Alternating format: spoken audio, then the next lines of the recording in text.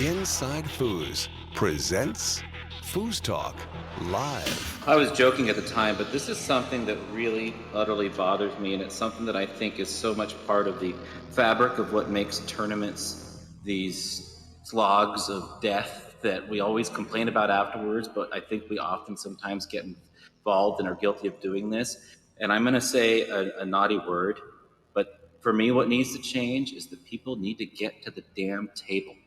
It's FoosTalk Live. You talking to me? Compelling and lively banter. Are you going to talk to us? Talking foosball. Foosball was how I measured my value as a man. You took that away. Players and fans, promoters and pros. Unedited and raw. Talk.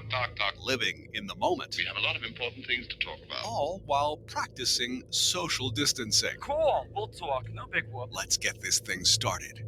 FoosTalk Live. Coming to you live from the studios of Inside Foos, it's the 87th episode of FoosTalk Live, brought to you by InsideFoos.com, offering monthly subscriptions with access to some of the most exciting matches ever recorded, plus live tournaments, pre- and post-show analysis, interviews, and original programming. Sign up now at InsideFoos.com. Also brought to you by ProtectoFlex, the world's premier foosball safety accessory. Go to protecto-flex.com. Brought to you by Rodlock. Practice more, reach less. The best practice tool in foosball. Visit rod-lock.com. Brought to you by 518 Prints, one of the best printers of promotional items and foosball apparel. Visit 518prints.com. Brought to you by Foosballers the Movie. This Joe Hesslinger foosball documentary is now available as a worldwide download at foosballersthemovie.com.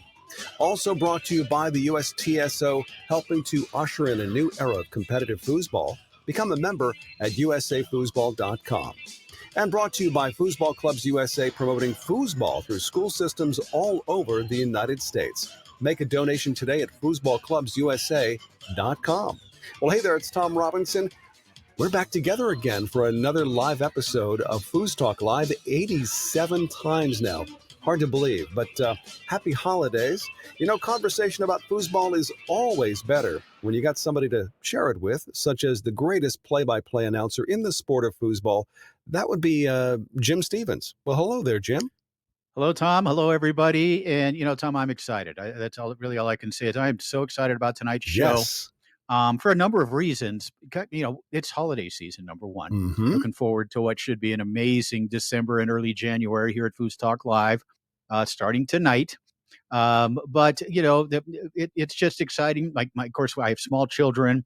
We put up the Christmas lights today. Did you? You know, you're hearing the Christmas music everywhere. I'm finally in the spirit. You know, I'm one of those people who really can't listen to Christmas music before basically the day after Thanksgiving, and then I kind of can. But when you have small kids, it kind of changes things. And it's, sure. So I'm excited about the holiday season. I'm excited about the new feature that we're launching tonight.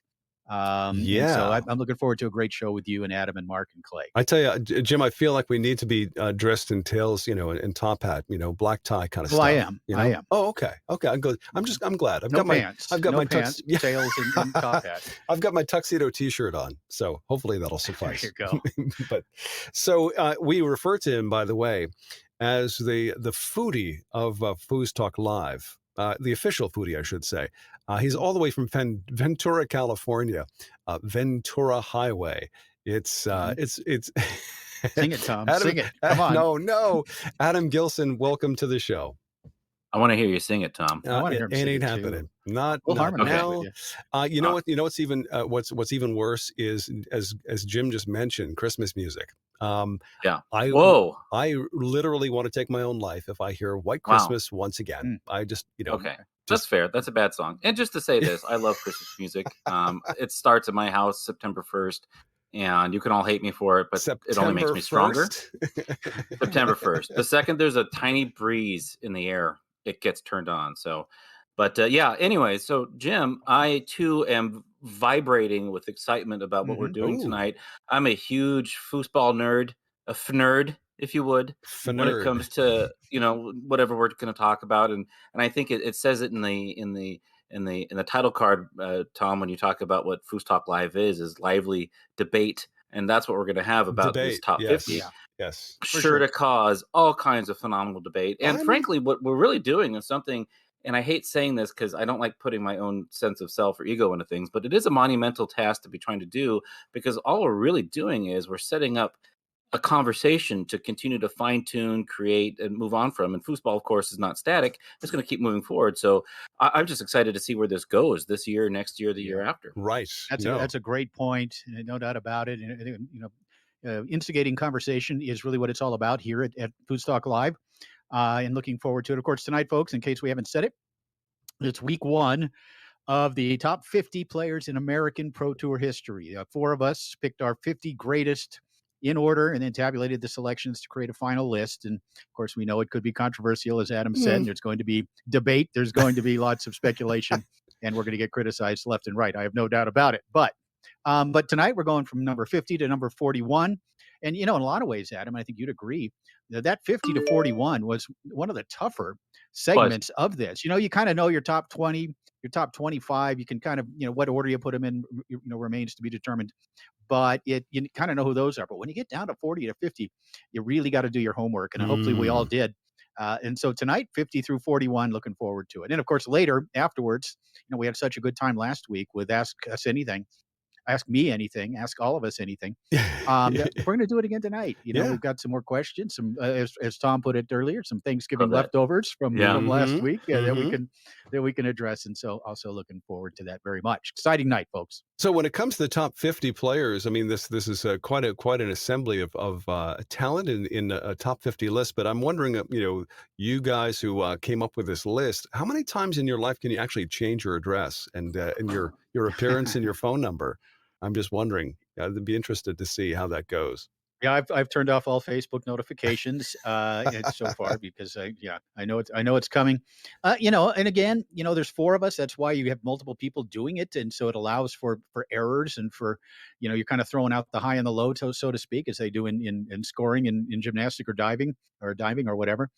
But so it's no one else has ever done it. This is the list, so This is the one that people are going to talk about.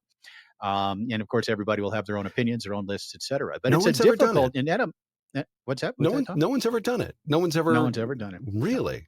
Okay. Well, then there's been there's been some shades of it, like Dan. I'm going to say it wrong. Schumacher. Mm-hmm. He did something similar. Not similar. It wasn't a ranking. It was more of like a brackets thing that he did last year. That did include a lot of the players that are in this list, but it was shading a little differently.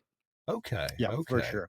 And again, and we can talk about this now. The process of doing this was challenging, to say the least. Sure. Different eras. Obviously, the game has evolved.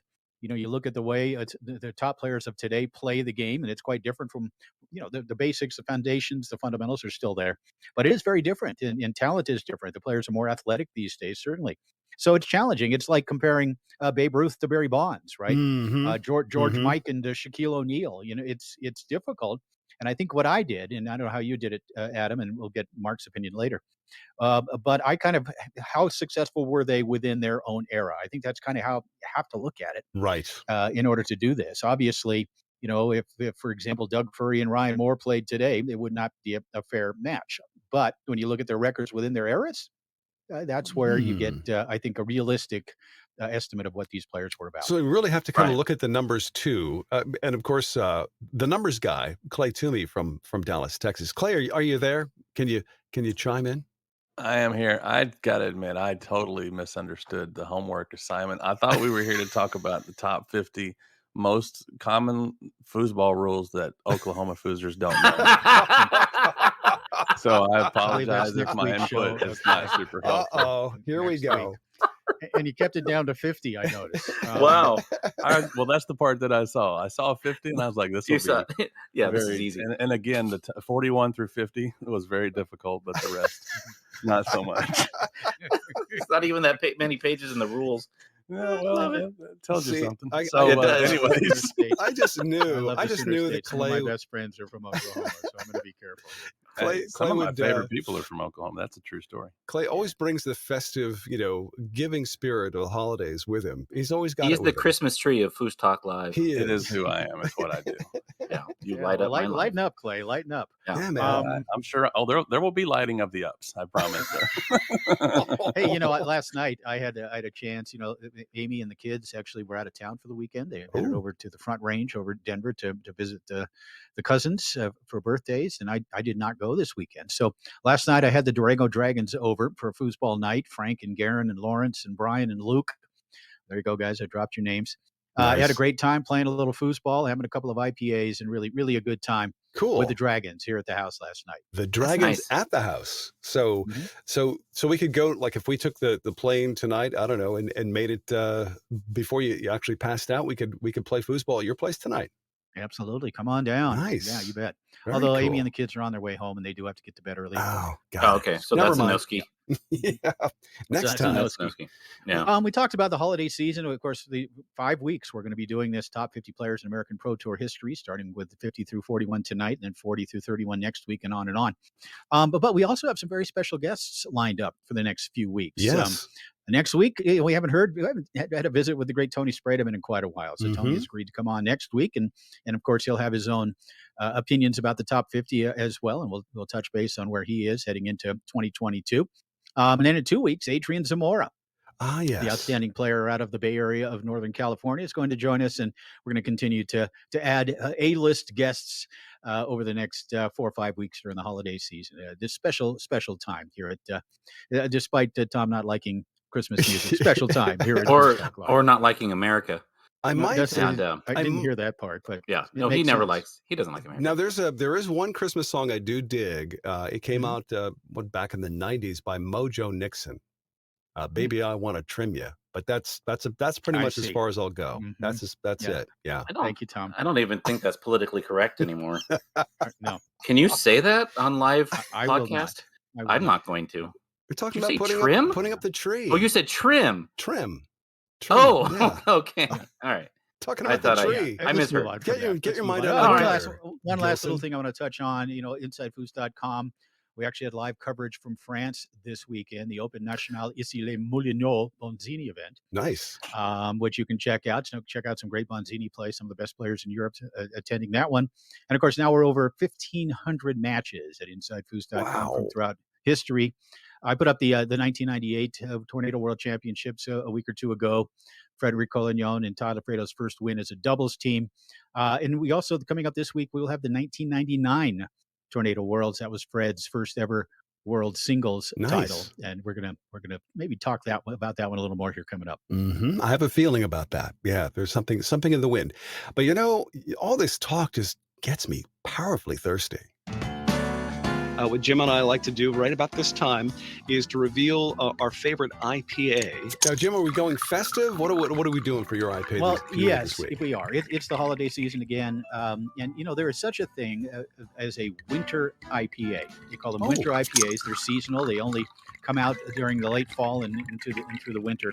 Okay. And they have a little more gusto, and usually there's something else added in, whether that's some fruit or whether it's oats. And in this case tonight, the one I have has actually Colorado spruce tips added to it. Really? It's called the Spruce Tip IPA. It's brewed with premium American malt, Cascade and Simcoe hops, and hand-picked Colorado spruce tips. And it's got sort of notes of a candied orange peel and fresh pine needles, supported by a sturdy malt background. Yeah, fruitcake. I'm going to go ahead and see if that's true. And fruitcake. Did you call me a fruitcake, or were you asking? No, nothing. All right, let's give it a try. Oh, it's like drinking a Christmas tree. Oh my goodness! And now my mouth is stuck together from the sap. No, it's good. It's different. It's very different. It is kind of piney, very piney. As piney as any IPA I've ever had. But it is. It's from Upslope Brewing Company in Boulder, Colorado. It's the Spruce Tip IPA. Love it. And Adam, what festive drink do you have tonight? Well, a couple months ago, I was when we did a show, and I was in Yosemite Valley. Or actually, I was in Yosemite, outside of Yosemite Valley. And I had to get a Sierra Nevada Hazy IPA I found at the little corner shop there, just because it was, in the area. Okay. So I saw them again today. When I was at the store, and I thought, okay, let's try they have a double IPA. It's a It's another hazy. It's called a Fantastic Haze. It's 9% Sierra Nevada. So I thought I'd give that a try. Whoa, smells fruity. Nice bouquet. Oh, are you with us? Are you still with us? Are you you're still there? That's not. That is. Oh man, that's not good. It's very. It's like a. Sorry. It's I'm sorry. This is. I enjoyed the other one, but it's like a Capri Sun that's been out in the sun too long. Capri Sun. Ooh. I'm gonna, for the benefit of the doubt, I'm gonna let that sit and open up, and maybe it's gonna be better. But it's like literally tastes like there's sugar added or something. So really, okay, yeah. Well, I'm gonna let that sit. That often, just a tip here. You know what that often comes from? That's being not refrigerated. Has been non-refrigerated. Yes. Yeah. Oh, that's the problem. Okay. Well, try some. You like some not so much. How about you, Tom? My 20s. Well, I got to say, guys, I ran to the store tonight and I saw something right off the rip. It's like when you buy an album because of the cover. I bought the beer because of the cover, and it's really kind of neat. It's called Cryo Stash from Eugene, Oregon. Oh, there you go. And it's made with cryo hops. And in Love case the way you're he says Oregon, by the way. Oregon. Or is it That's Oregon? legit. Or is it Oregon or is it Oregon? But it's made with whatever you want it to be, Tom. Okay. It's made with cryo hops. Pellets are a patent-pending hop product in which the lupulin gland, with all its resin and oils, is cryogenically separated at sub-zero temps. The result enhanced flavor and aroma. Okay, that's a lot. That was all off the top of your head. That was brilliant. Yeah, huh? A lot of peas. From Hop Valley Brewing Company. Let's see what these guys have in store here. Oops. Yeah, there we go. Shouldn't have shook that can. Okay, Adam. I have to say, mine's a whole lot better than yours, I can tell. Oh, good. Right away. A whole lot better. Good. Wow. Cryo Stash is what it's called. Yeah. So Clay, there may be something added to that. You may want to look at the ingredients. Yeah, well, it's 8.7% alcohol by volume. So, the Hop Valley, that's kind of neat. That means the Hop River is flowing right down through the middle of town or through the valley. Oh, and that Hop River, just go dip a cup in there and drink it. I bet it's delicious. Mighty nice. So, Clay, what are you partaking of this evening? Tonight we drink the blood of our enemy. And also from Oklahoma. Happy holidays to you too, Clay. And a nice little bottle of room temperature bottle of water. Yep. Nice. Room temperature, no less. That's yeah. There's a reason for that, actually, and you know this, Tom. Probably I don't know why I tell you this, but cold water is terrible for talking. That is true. And also for singing. I know it from music, and so anytime I have to talk, I just I don't go cold water. Are you taking notes here, Adam? Yeah. No, I'm glad that he's drinking something neutral. Yeah. Well, it's how I A roll. little chemistry joke. All right. Yeah. Well, it's just pretty basic.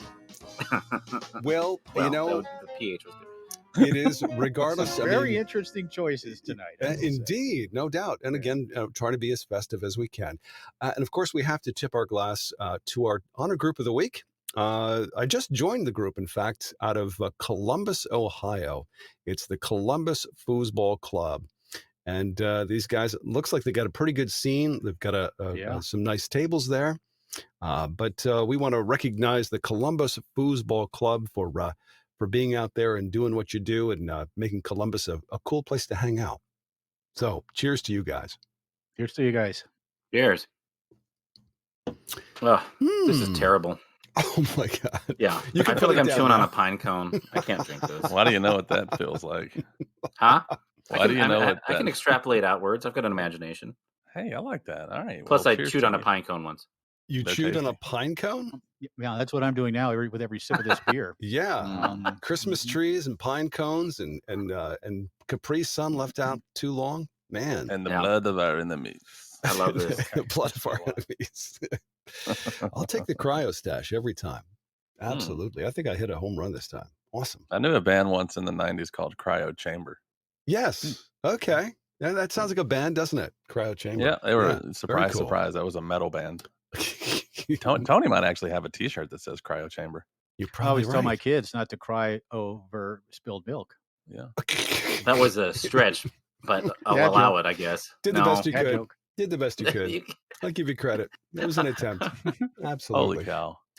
Well, so What's next, Tom? Yes, we're looking Keep this forward thing to rolling, would you? looking forward to this top 50 list, and I think it's got everybody a little out of sorts, a little giddy. So let's calm down and move on to our flashback with great moments in foosball history. This is a FoosTalk Live Flashback. He is so poised, as well as being talented and a smart player as well. He puts the ball back into play, goes through the lane.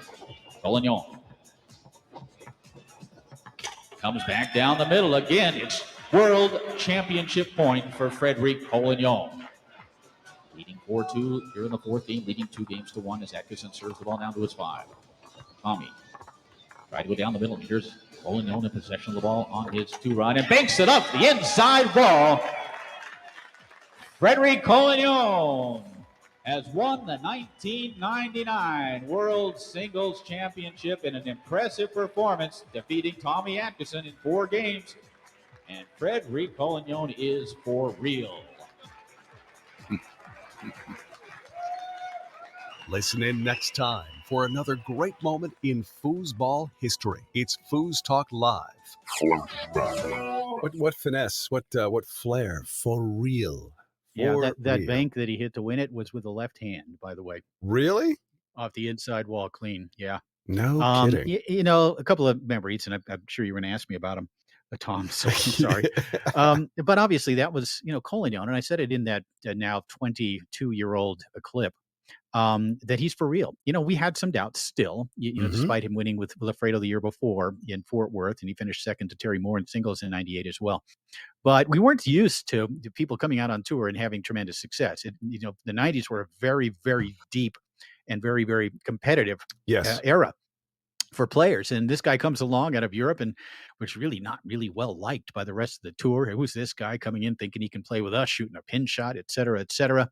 Then he pairs up with Lafredo and he wins doubles. So, he gets a little credibility there from the rest of the public. And then winning in '99, he actually tripled in '99, winning with Lafredo and in doubles, and then also winning mixed doubles, I believe, as well.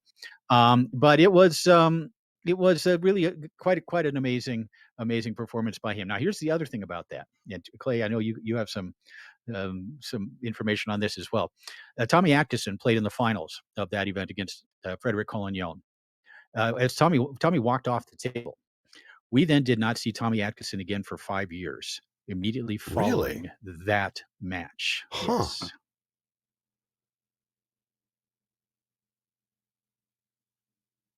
Hello? Are you there? Lose you?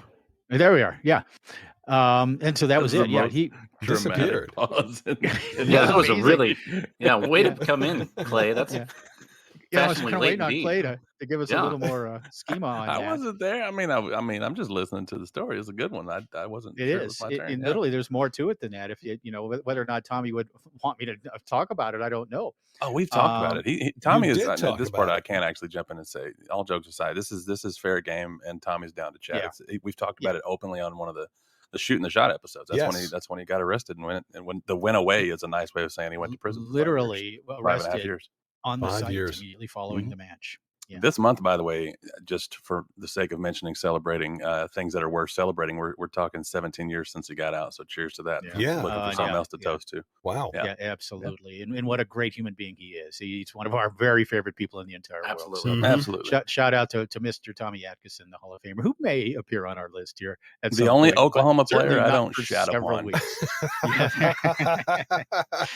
The only Oklahoma player. Okay. I love him. But He it was makes amazing, up for the rest of them. Yeah. That was the beginning. That was the first singles title for Collignon. Eventually he won, I think, more than 25 Tornado World Championships, and that was, I think, number 3 for him. So very memorable weekend in Dallas at the Hyatt Hotel there at DFW Airport. So great memories, great flashback. Now, I think I've asked this question before, and maybe I just don't remember the answer, but Freddie Collignon coming across from Europe and playing, the top of the American tour. Why has this never happened with other players from Europe? He's special. I think that's really all we can say. I mean, Robert Atha has come over and had success. He's probably the second greatest. Dieter Thiele was maybe the first to have some success, had a top 2 or 3 finish in open doubles on the Tornado Tour.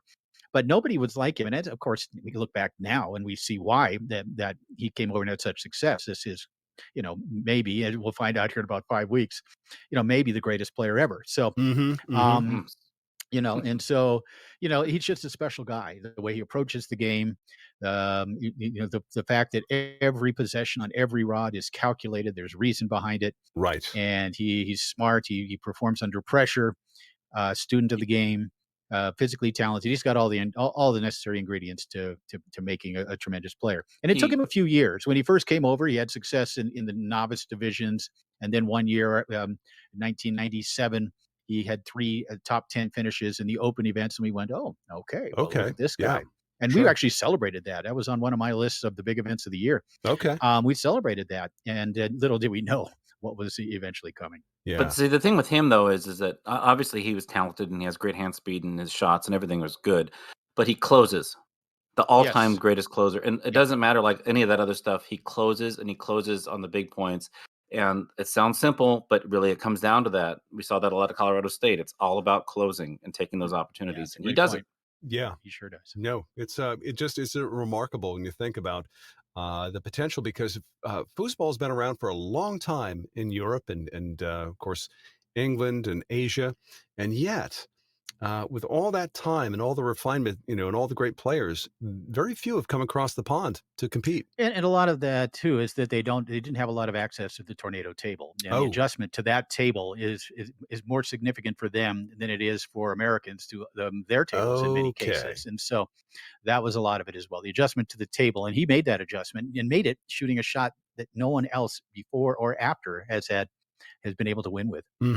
That front Euro pin. Yeah. Very, very interesting. Wow. Well, this is very tantalizing, especially because we're talking about the top 50 players on the American tour of all time. I think this is really groundbreaking. I can't wait to see how this turns out. But so, what can you tell us before we dive into this feature, this event? What can you tell us? What went into this? How did you all do it? Jim, do you want to start with that? I can. Again, it was difficult. I changed my list many times. Coming up with 50 players. I actually wrote out a list of candidates, and I think there's about 90 on there that I came up with. And we're talking, folks, about both male and female players, by the way. Okay. We're talking about the greatest players, period. Mm-hmm. And again, that's all within context. Obviously, the women had their success predominantly against other women. With a few exceptions. Of course, mixed doubles factors in there as well. The chapter kind of rate the 70s players within their era, 80s Dynamo players within theirs, 90s, the golden era, and then on into the 2010s, 2000 into 2010s, where maybe the depth of field wasn't as strong as it was in other eras. Also, longevity has to factor in. Number of world championships factors in. Number of titles. Could you say at any time that this player was the best player or among the very best players on tour for that season? All of these things kind of enter into it. And it's just how much of each of those, how much do you calculate into that 100%? 20% of their record, 30% of era, whatever it is. I know it's different for all of us, but it was very difficult. I said it earlier, comparing baseball players from the 1920s to baseball players of the 90s and 2000s and beyond. It's nearly impossible. Basketball, of course, the athleticism. And again, we see that in foosball. The evolution has, created better athletes, so to speak, and a better understanding of the game. Et cetera. So all of these things went into it. Adam, I know you had similar difficulties with your list. And even today, I even yesterday when we turned everything in, I kind of wanted to change a couple of things maybe. And so, it was not an easy process to answer your question, Tom, but I don't think it should be. I think it needs to be difficult if we're going to do something like this. Sure. Yeah. And so what I did was I went more of a mathy route, even though it's difficult. As Jim is talking to, it's hard to compare era to era to era. Like it's just difficult. So what I did was I busted out an Excel spreadsheet. And anybody knows me knows that I hate math. Math hates me. But Spreadsheets. I do like numbers. I do like getting into the nitty gritty of things. And so I wrote down about 60 players that I, just kind of a rough draft, and then I put them in my spreadsheet, and then I went down and I was like, there's the one constant that's been going on since 74, 75 has been world championships on obviously different tables, but there's been world championships of foosball in the United States. So I use that as kind of my baseline to tally up singles and doubles wins in world championships from 74 to the present. Counting the Elish Gardens Nationals tournament, which maybe wouldn't be really considered a world championship, but it was the first big tournament. Yeah, it is. It's an internationally. I would consider it one. Right, and there was a lot of players there, and so, but that speaks to my next point: depth of field. So what I did was I tallied that up, and I just looked at the totals of wins, and it still didn't look right, even if you tallied it by that. So I went a little deeper, and I said, you know what? Let's look at the depth of field. I took the five. I tallied it up into 5 different eras. The first golden age is the rebuilding period in the 80s, the kind of the rebirth of the foosball again in the 90s, then the Collignon era, so to speak, and then the modern era, and I weighted it. And then I also looked at the fact that I kind of value singles a little bit higher than doubles in these events, just because a lot of people sometimes can win events in single in doubles as a goalie, which is no knock on goalies, but it doesn't always necessarily reflect a full game, front and forward game. So I weighted singles a little bit higher, and then the last thing was. No, that was it. Yeah, that was the two. So I ended up with a stat that I made up, because all stats are made up, and I called it the world's depth of field singles modifier, or the WDOF. And I then tallied all those players, and because a lot of these players won in different generations and different eras, and it changed their overall score. And then that looked a lot. Hold on, slow down. How do you spell WDOF? I'm writing all this down. W Me too. colon Doff, as in the cap was. But no, wait. Anyway, so the point is that so I sorted it through that, and then of course, Jim, and we talked about this. Then it was the eyeball test after that. Then you're looking at stuff that didn't show up. Obviously there's the super singles and super doubles of the 70s and so on and so forth. But I felt a lot more comfortable with my list after going through that. Oh, and longevity is a huge thing, because as Jim and you touched upon this point, the golden era of foosball for the tournament soccer era was about 5 years. And then, the tornado's been going on strong since the early 90s, right? So how do you late 80s, actually. Late 80s, right? Yeah. And then a lot of these players that did well during the golden age of tournament soccer also were doing well on tornado, but I didn't even account for that. So it's endlessly just something that we can debate, and that's what makes it so much fun. Sure. And a lot of those players from the 70s did not continue. A few did. A few half-heartedly did after they had their hearts broken by, the crash of 81. There were a total of 57 players who received votes, which is really quite extraordinary when you're talking about 4 different individuals voting, and only 57. So not a lot. The order changed, obviously, for all of us. I had a total of, looking at this, almost 100 players on my candidates list. And the players who did not receive votes, in some cases, are Hall of Famers. In some cases, are world champions. And it's really remarkable. There are non-Hall of Famers on the top 50. There are Hall of Famers not on the top 50. So anyway, there's a few here, like numbers 51 through 57, basically, are players that could have very well been on that list. And obviously they were on at least one of our lists to receive votes. And so interesting. I don't know. Let's get this thing rolling. Yeah. So shall we bring the house lights down? Ooh, all right. Absolutely. Here we go. Yeah. Get ready, guys. Throughout the history of professional American foosball competition, the top players have waged war. Many have tried, and many have failed. Inside Foos and Foosball Radio unite to bring you the names of those who stand above the rest. The greatest players in American Pro Tour foosball.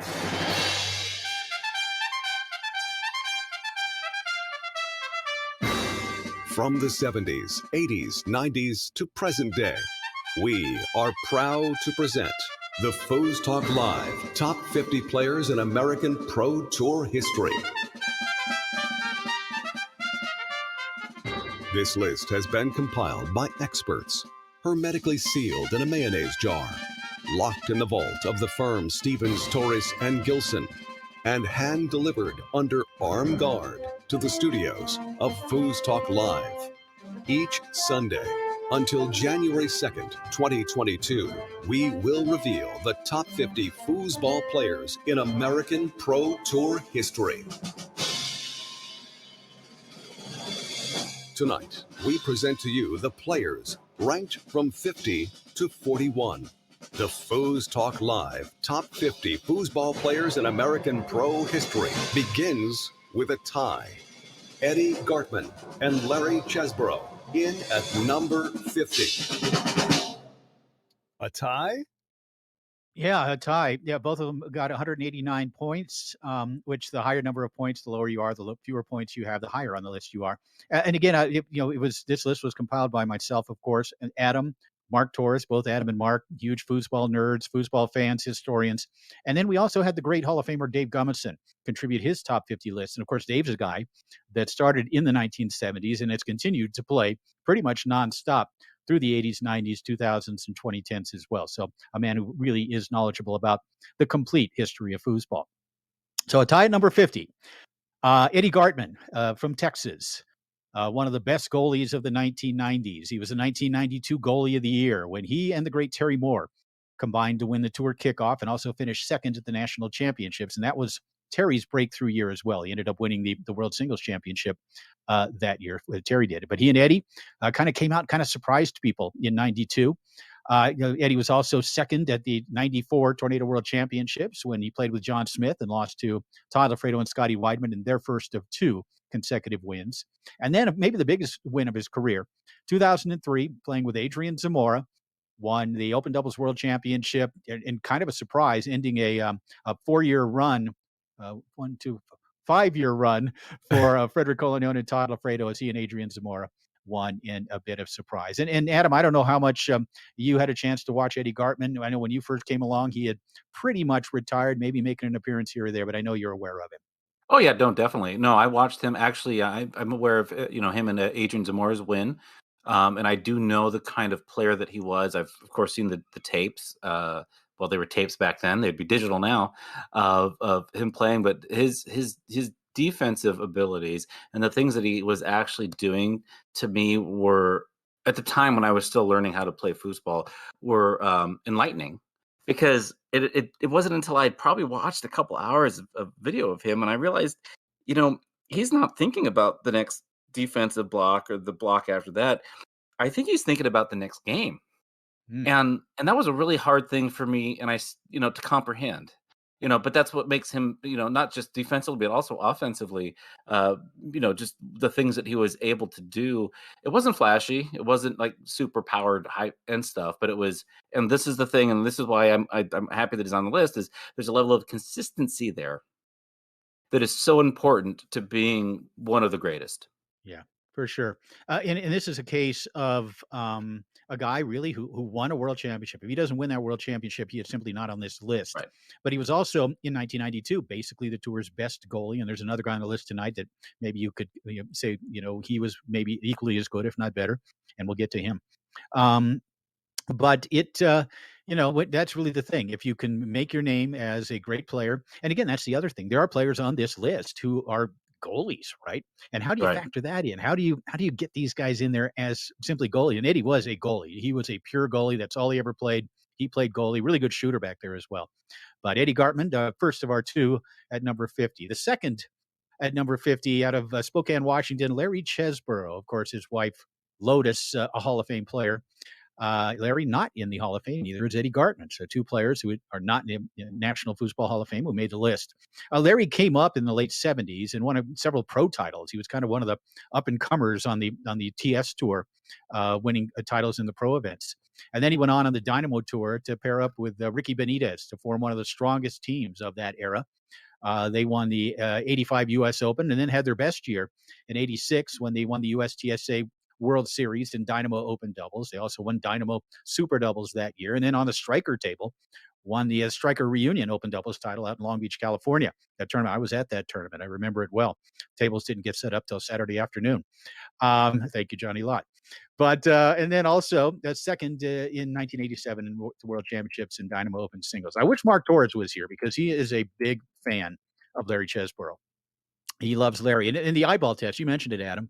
You watch Larry play, and especially during the 80s on the Dynamo, you said, wow, this guy is exceptional. This may be the best player I see here on. And of course, Tony Bacon, that was Tony Bacon's era. He was probably the best of the Dynamo forwards, but Chesborough were right there with him.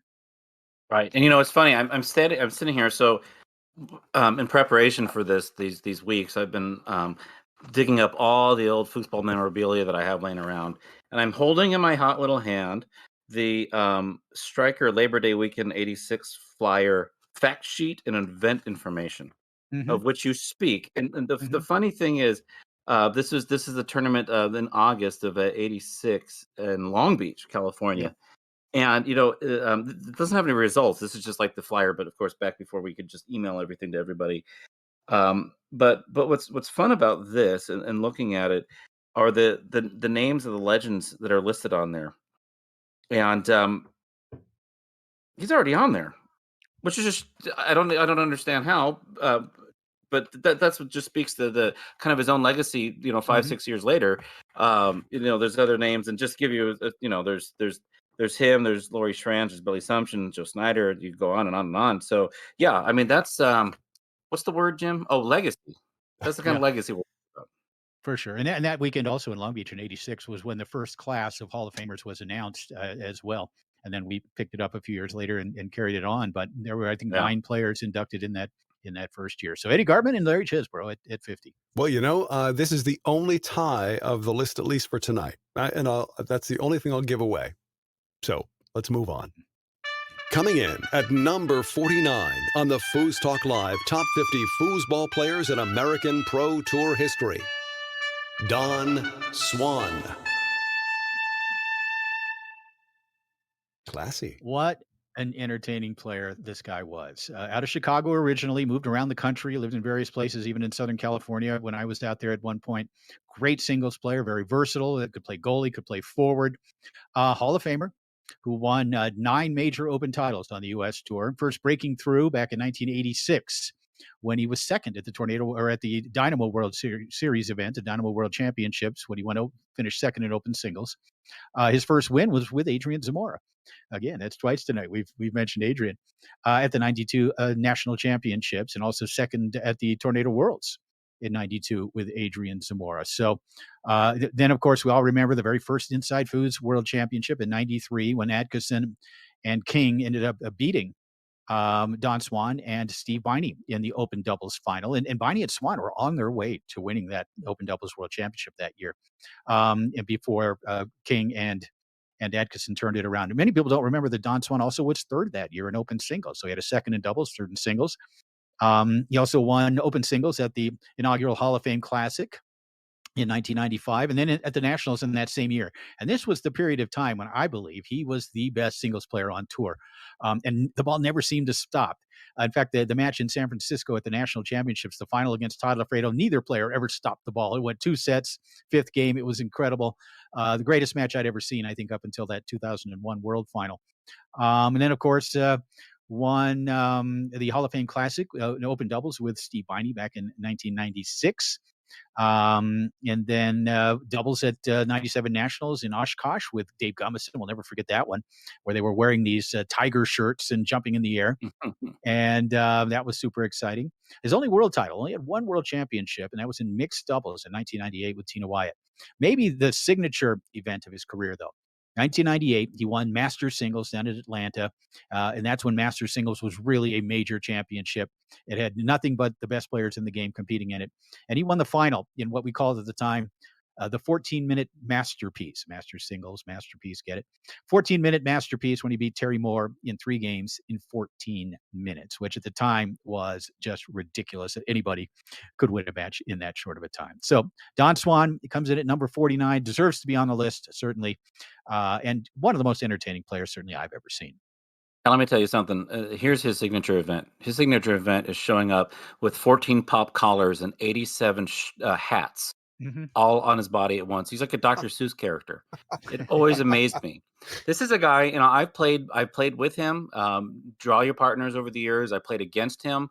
And the thing that I've always really liked about his game, respected about him, I don't know him personally, but I have played against him many times. And there's a type of focus. I would call it a whimsical focus that he does when he's playing, that I almost feel like he's just waiting for his order at Burger King to show up. But yet he's still there, if you know what I mean. Like he just has this ability to be present, but also to be just so far away. And I think that's what makes a champion. And his ability and everything else that he can do is obviously really great. But there's something mentally that's going on there that is hard to quantify. So yeah, totally well deserved. Yeah, he marches to the beat of a different drummer, no doubt about it. But that's true. Yeah. But just a hugely successful player. Again, 9 major open titles. That kind of says it all. Number 49, Don Swan. Now, the player coming in at number 48 on the FoosTalk Live Top 50 Foosball Players in American Pro History, Ron Nevoy. Ronnie Nevoy. Truly, if we're putting together a list of the most talented players of all time, he's on that list. He was a guy that could do it all on a foosball table. Incredible pull shot, great 5-row, great pull shot from goal. Really, really good shooter from goal.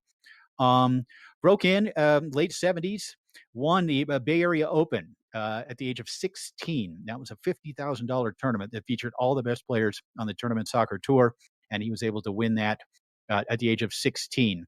Also the world champion in open singles on Dynamo in 1983, and then also won on Tornado open doubles in 1989 with Todd Lafredo. Now, there's very few players. We probably can count them on one hand. Guys who won major titles on tournament soccer, on Dynamo, and on Tornado. And he is on that very short list. Ronnie Nevoy coming in at number 48.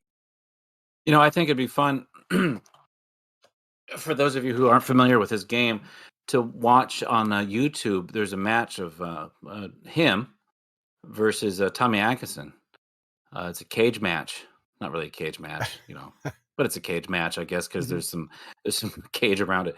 I'm sure they were allowed to leave. Anyways, it was at the Missouri Open Foosball Championships in 2010, and it wasn't. This was after his prime, playing Tommy Atkinson, who was, I don't know the eras of Tommy Atkinson's game, but you get a sense, even though maybe there's a little bit of snow on the cabin, you can still tell there's fire in the fireplace. What? Is that a euphemism for gray hair? What? Yes. No. It's age and the lion in winter and everything. The point is this: Nevoy is, again. I did researching this. I talked to my dad, who of course was involved with tournament soccer at the time, and he was just leaving, but he still remembered Nevoy being one of those people to keep an eye on. So again. Yeah, broke through as a young teenager, and really ended up having quite a career. When I first started thinking about this list, I did not consider him in my top 50 until I looked at the record, and just the fact that he could win on each of the 3 tables, 3 different eras, pretty much convinced me that again, that's a very, very short list. You're looking at Lafredo, you're looking at Gummison, and maybe Biney. And that's about it. There aren't many others. I'm sure I'm forgetting 1 or 2, but it's a very short list of players who won on all 3. Ronnie Nevoy at number 48. Here's the player who's ranked number 47 on the FoosTalk Live Top 50 Foosball Players in American Pro History, Liz Hill-Moore. Oh, we love Liz. She's a friend of the program, of course, and we've talked to her numerous times on here. We love her. And you talk about longevity. I think Liz broke in originally, showed up on tour in the very late 80s, maybe very early 90s. And I think she was something like 14 down in Tampa, Florida. But again, this is a woman, when you look at her record, it's phenomenal. She's one of just 6 women to have won women's singles, women's doubles, and mixed doubles at the World Championships. And has won 5 World Championships overall. She tripled at the 92 kickoff. She had 25 major titles in the 1990s on the Tornado Tour. 25 major titles. but no world championships. And that's something we talked about back then. Is here's Liz, maybe the best lady player next to Cindy Head out on the pro tour, but has not won a world championship. Well, finally in 2000, she did win a world title in mixed doubles with Frederico Collignon. So she got her world title.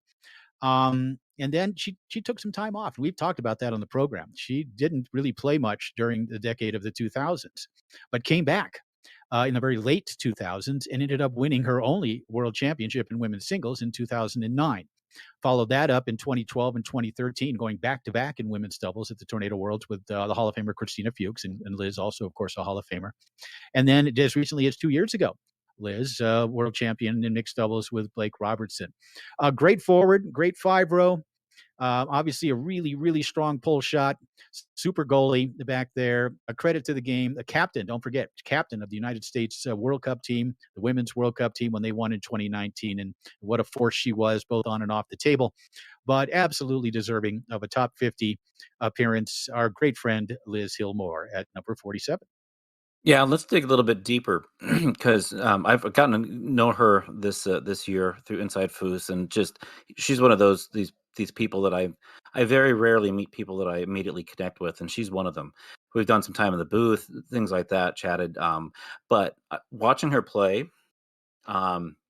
it's not just her ability set, which is great, but there is a like I don't know if I could describe it like that, like this geothermal intensity that exists beneath her, and there's this nice demeanor that's happening, but when it's go time and it's ready to go, she will knuckle up and square up with anybody.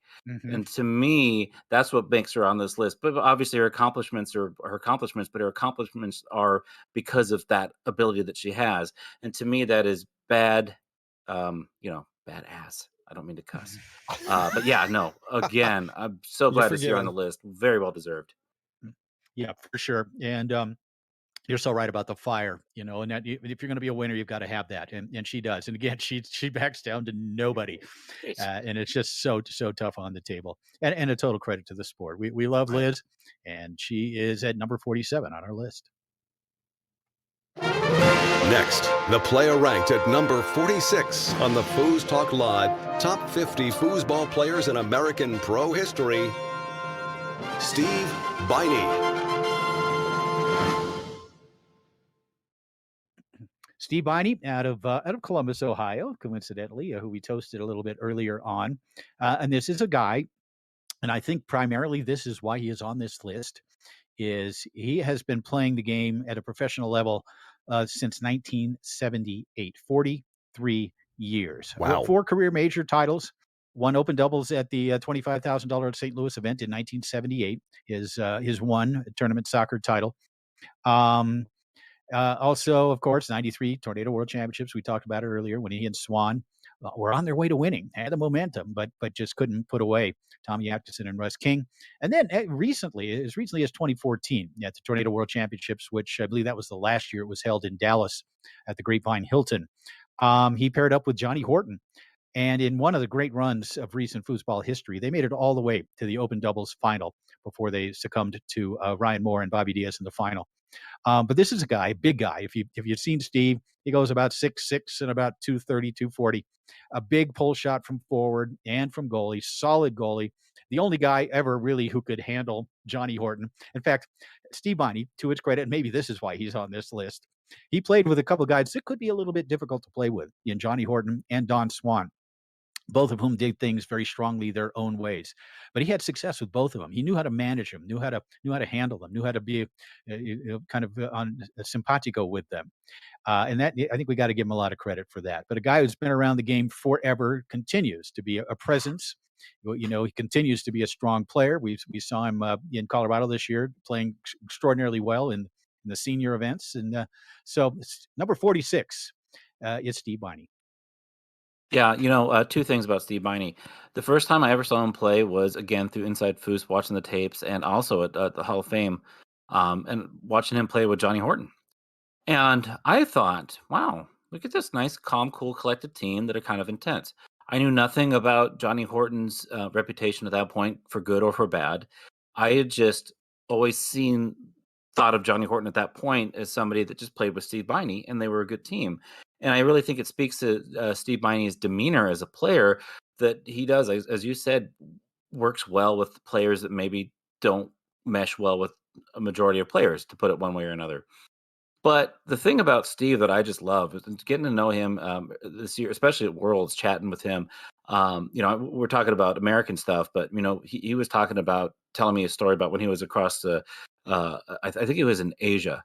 I think it was Asia. Was it? Well, whatever. Anyways, he was over in Europe or Asia somewhere, and he was at some foosball thing, and he got off the bus, and there was about 40 kids in front of the tournament hall, and they all started shouting the boom, and pointing at him, because that's what they know him as, the boom, because of course he hammers the ball, right?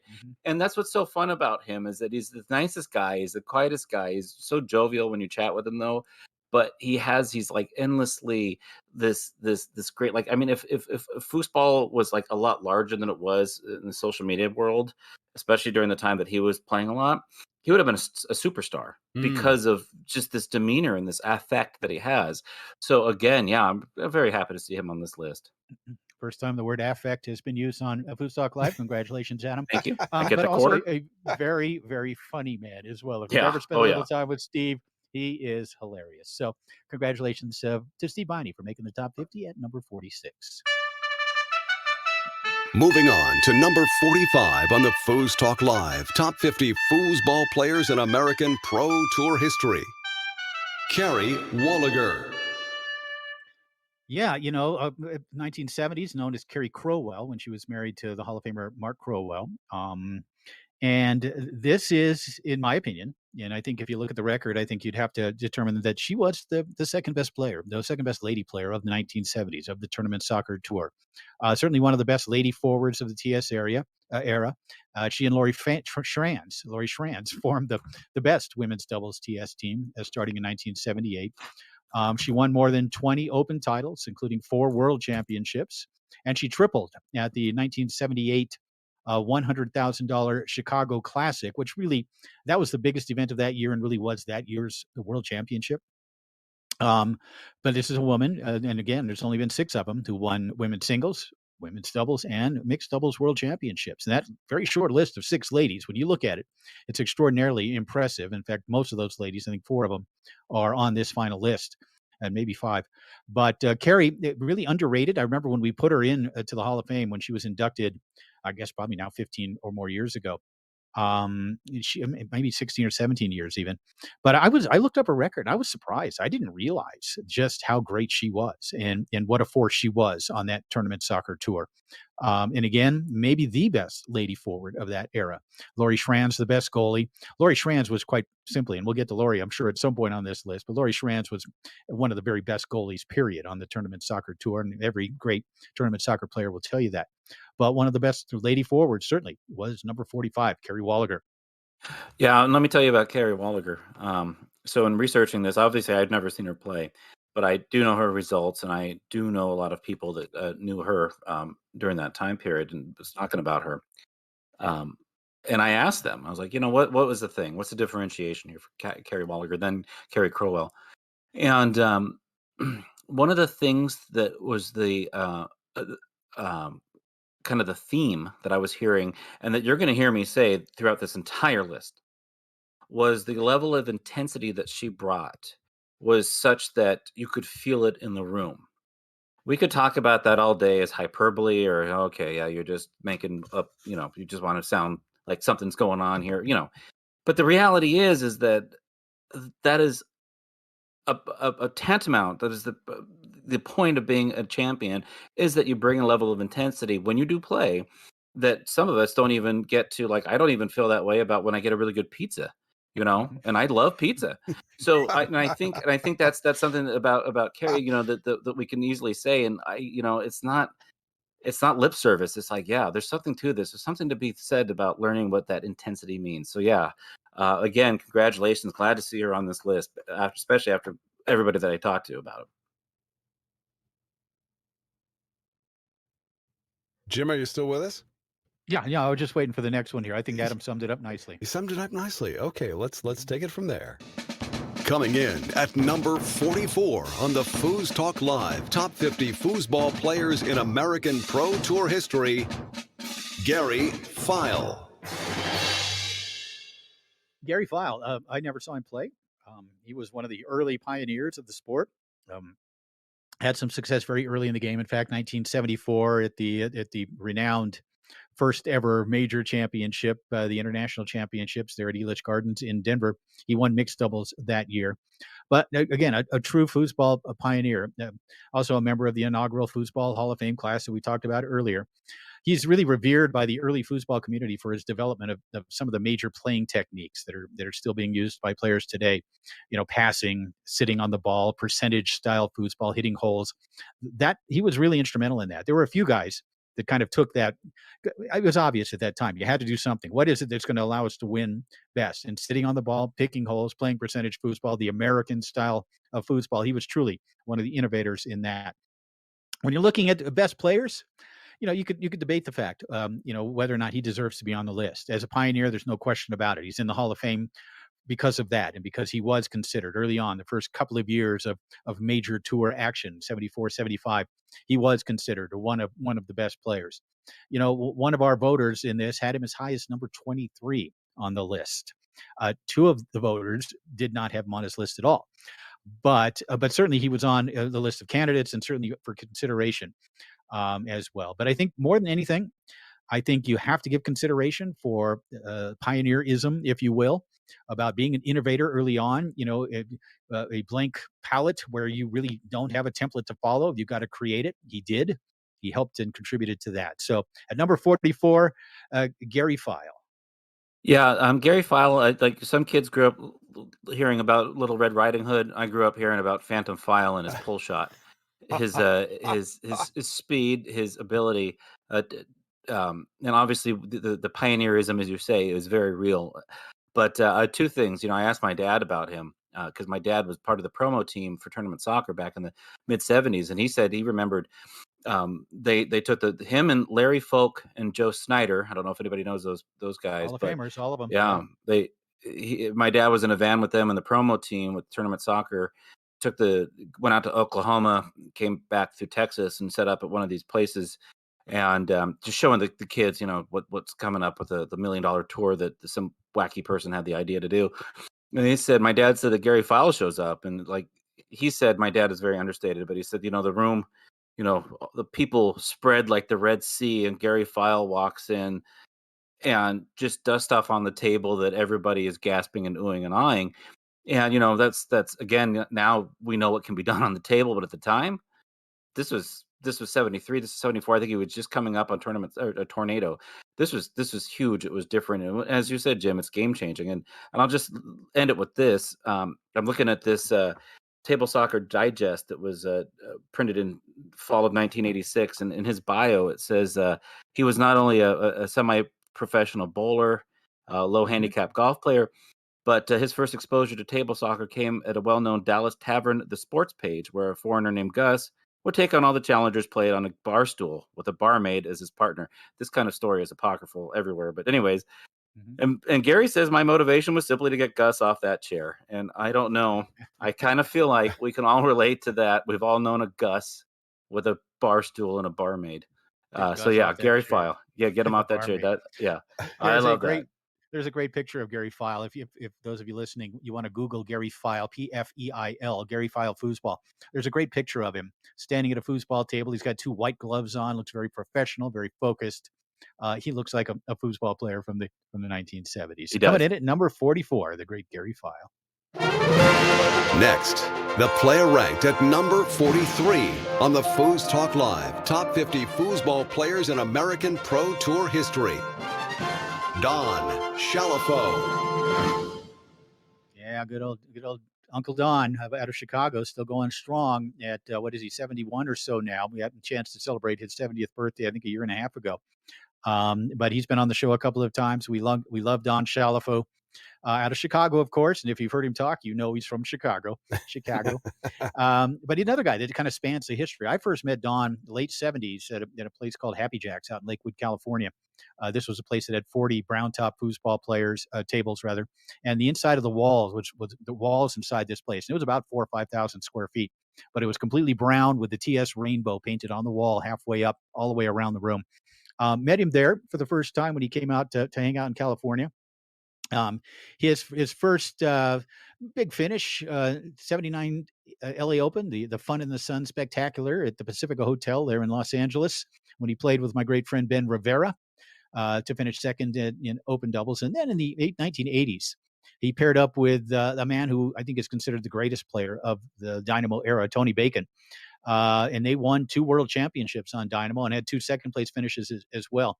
Their first win, and I feel like Mark Torres here, but their first win was in 1982 at the U.S. Open in Los Angeles, when they played a couple of guys named Jim Stevens and Clint Coyne in the losers bracket final of open doubles and beat us in the final game. And we talked about it, sort of talked about it with Tony Bacon when he was on the show.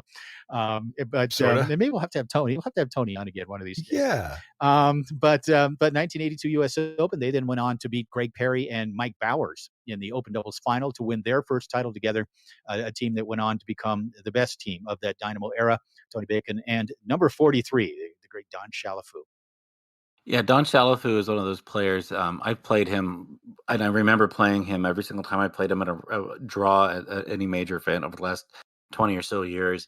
There's this interesting excitement that revolves around him. Like, you could see the champion. I mean, you obviously when he was winning back in the 80s and so on, you could see that again seeping through in the now. And even now we watch him play, and he's still got that championship, champion air around him.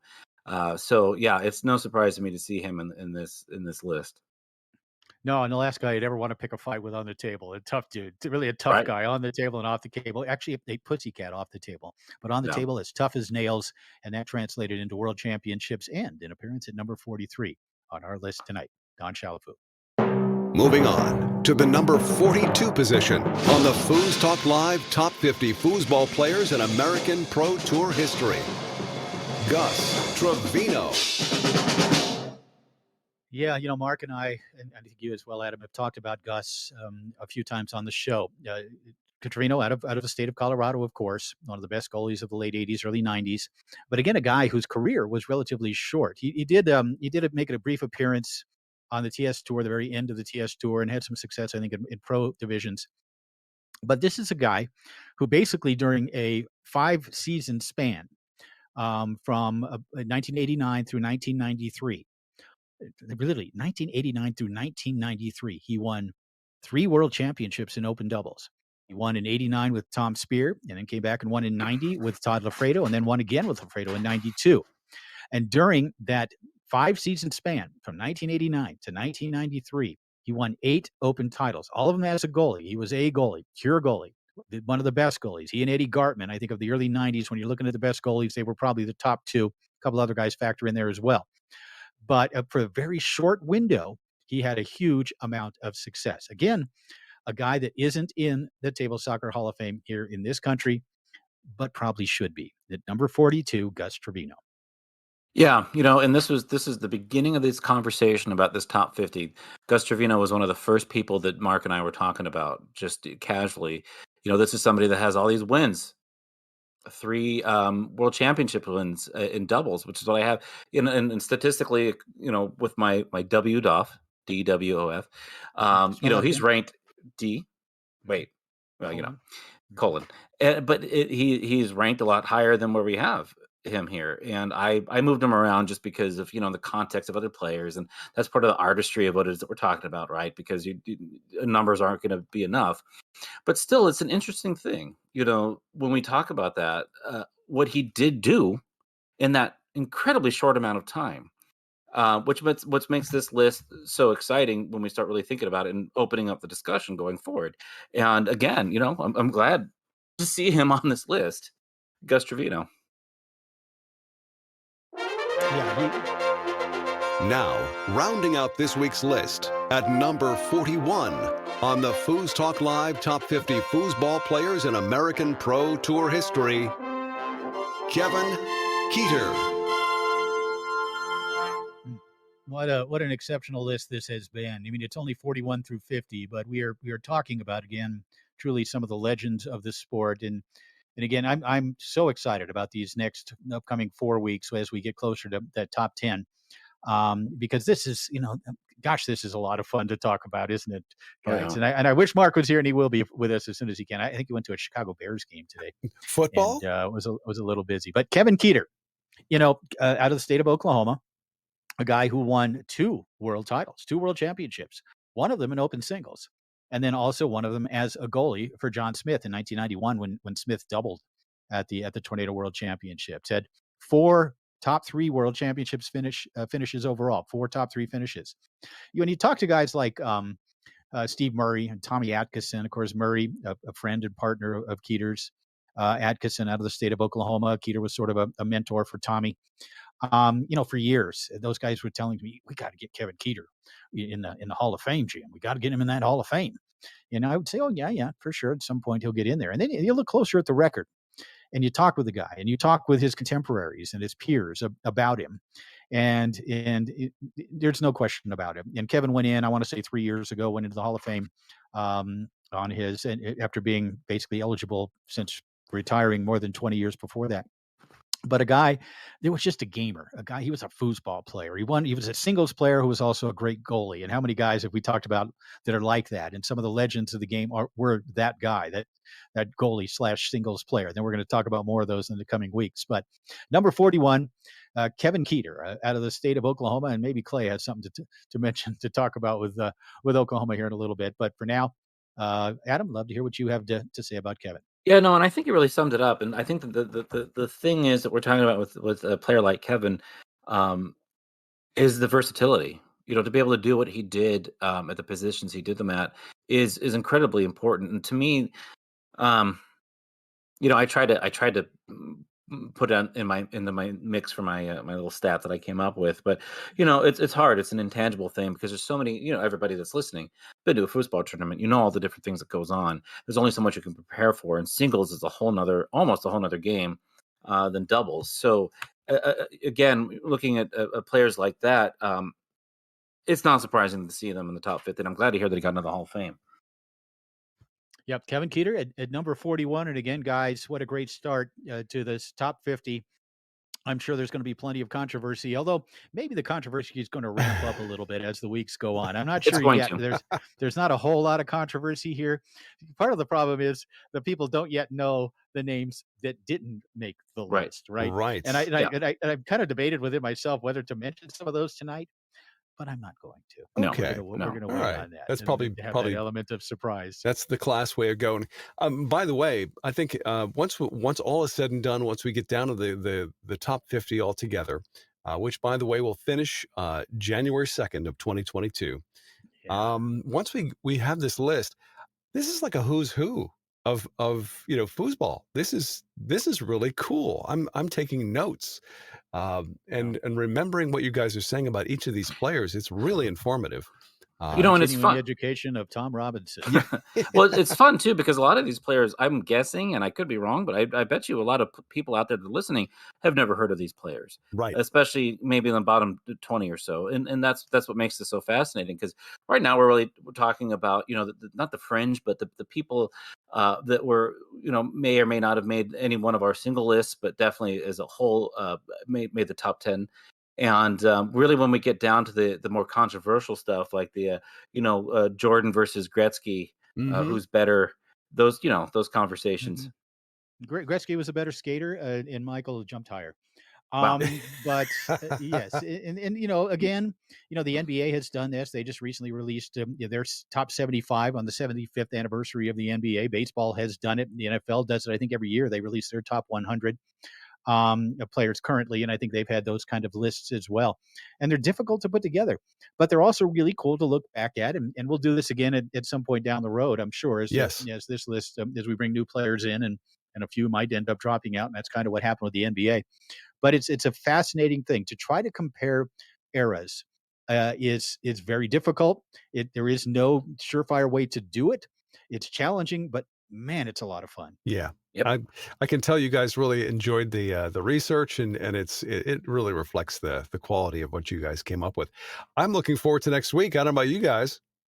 Yeah. Oh, yeah. Yeah. Now, not only do we have Tony Sprademan with us, after we announce our numbers of 40 through 31, when it really starts to get interesting, folks, I'm telling you, it really gets interesting. Yeah. And there's going to be some fun debate. I'm sure Mark's going to be able to join us next week as well to kind of flesh out his approach to this and debate some of these people. And Mark, of course, no holds barred. Yeah. Adam and I are very polite. We are not saying everything we could. Shut up, Jim. You know where to stick that jerk. But Mark certainly is a guy that will speak his mind. And speaking of speaking his mind, hey, it's ask me anything tonight. Let's get on to our next feature here. Now, hold on a second. That's not what I meant to do. Let's do that all over again. I'm ready. I'm ready for my top 50 now. Hold on a second here. Let me make sure I've got the right thing going. Hold on. No. Oh, it's technology is our friend, but it's also our enemy in the worst moments. Error. Hold on a sec. I've got it here. I got it. I know I do. Somewhere here. It's let's see. Oh, no. Wait. Hold on.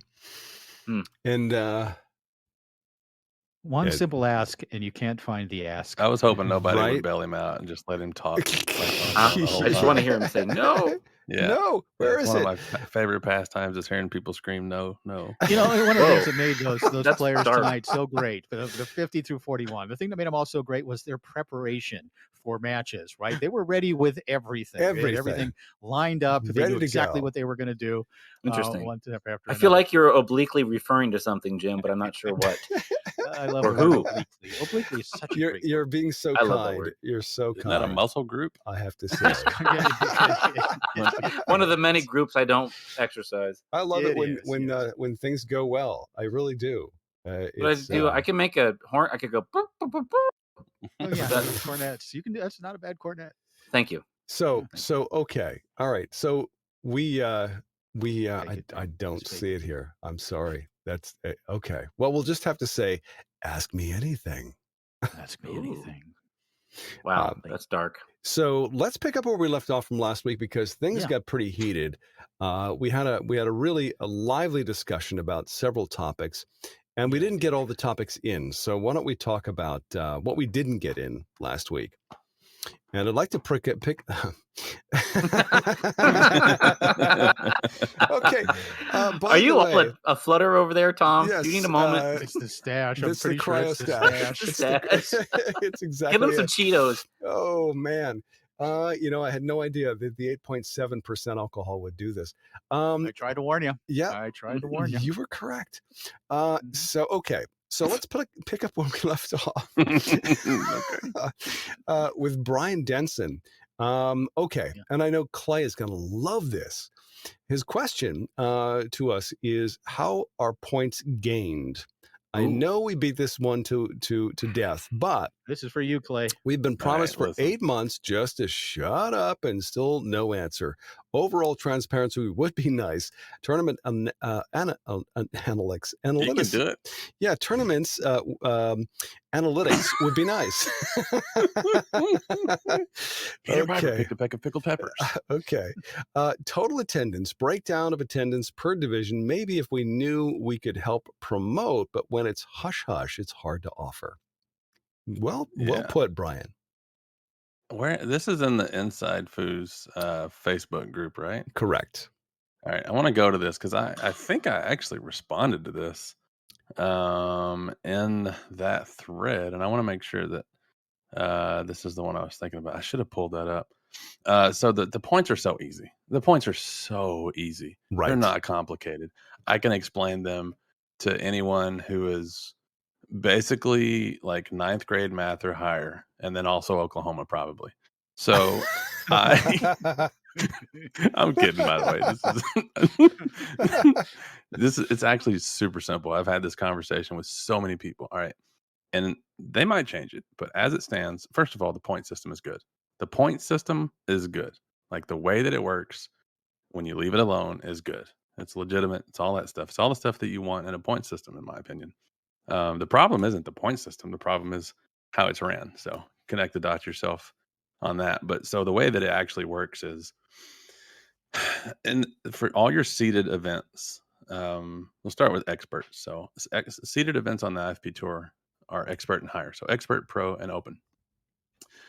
In your expert events, you have your seed, right? So instead of calling it a seed, call it your expected finish or your expected exit or whatever. So, for example, if you are seed, if you're seed 6, then you're expected to finish in 6th place. And of Okay. course, as you know, in a traditional bracket, double elimination bracket, we don't have like a regular 6th place. We had 5/6, right?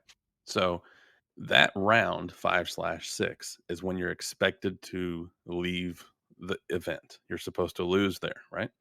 So if you do that, you will gain 0 points because your expectation was met exactly. Mm-hmm. If you go out a round early and you fall short of that expectation, it's 8 points per round.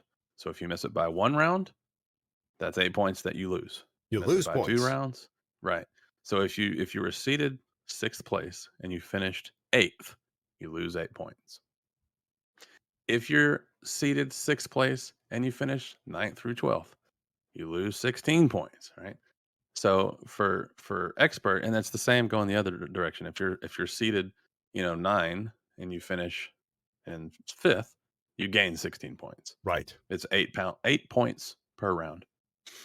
Okay, for expert, it's 8 points. For pro, it's 12 points. For open, it's 16 points. Your rank does not matter. As an expert, if you do 2 rounds better in open, that's 32 points that you get.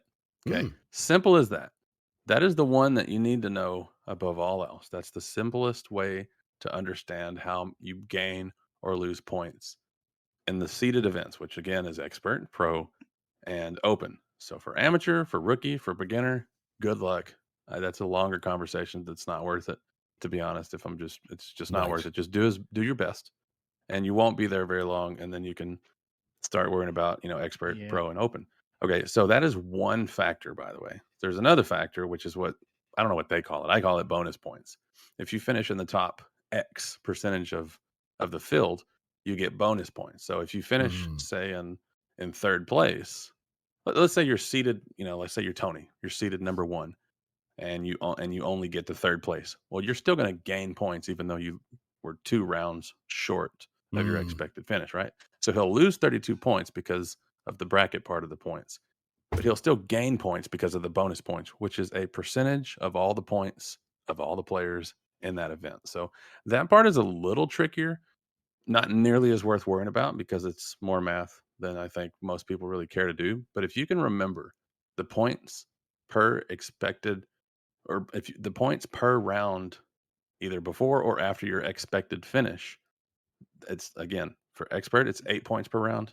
For pro, I'm talking about the event, not the player. Okay. For pro, it's 12 points.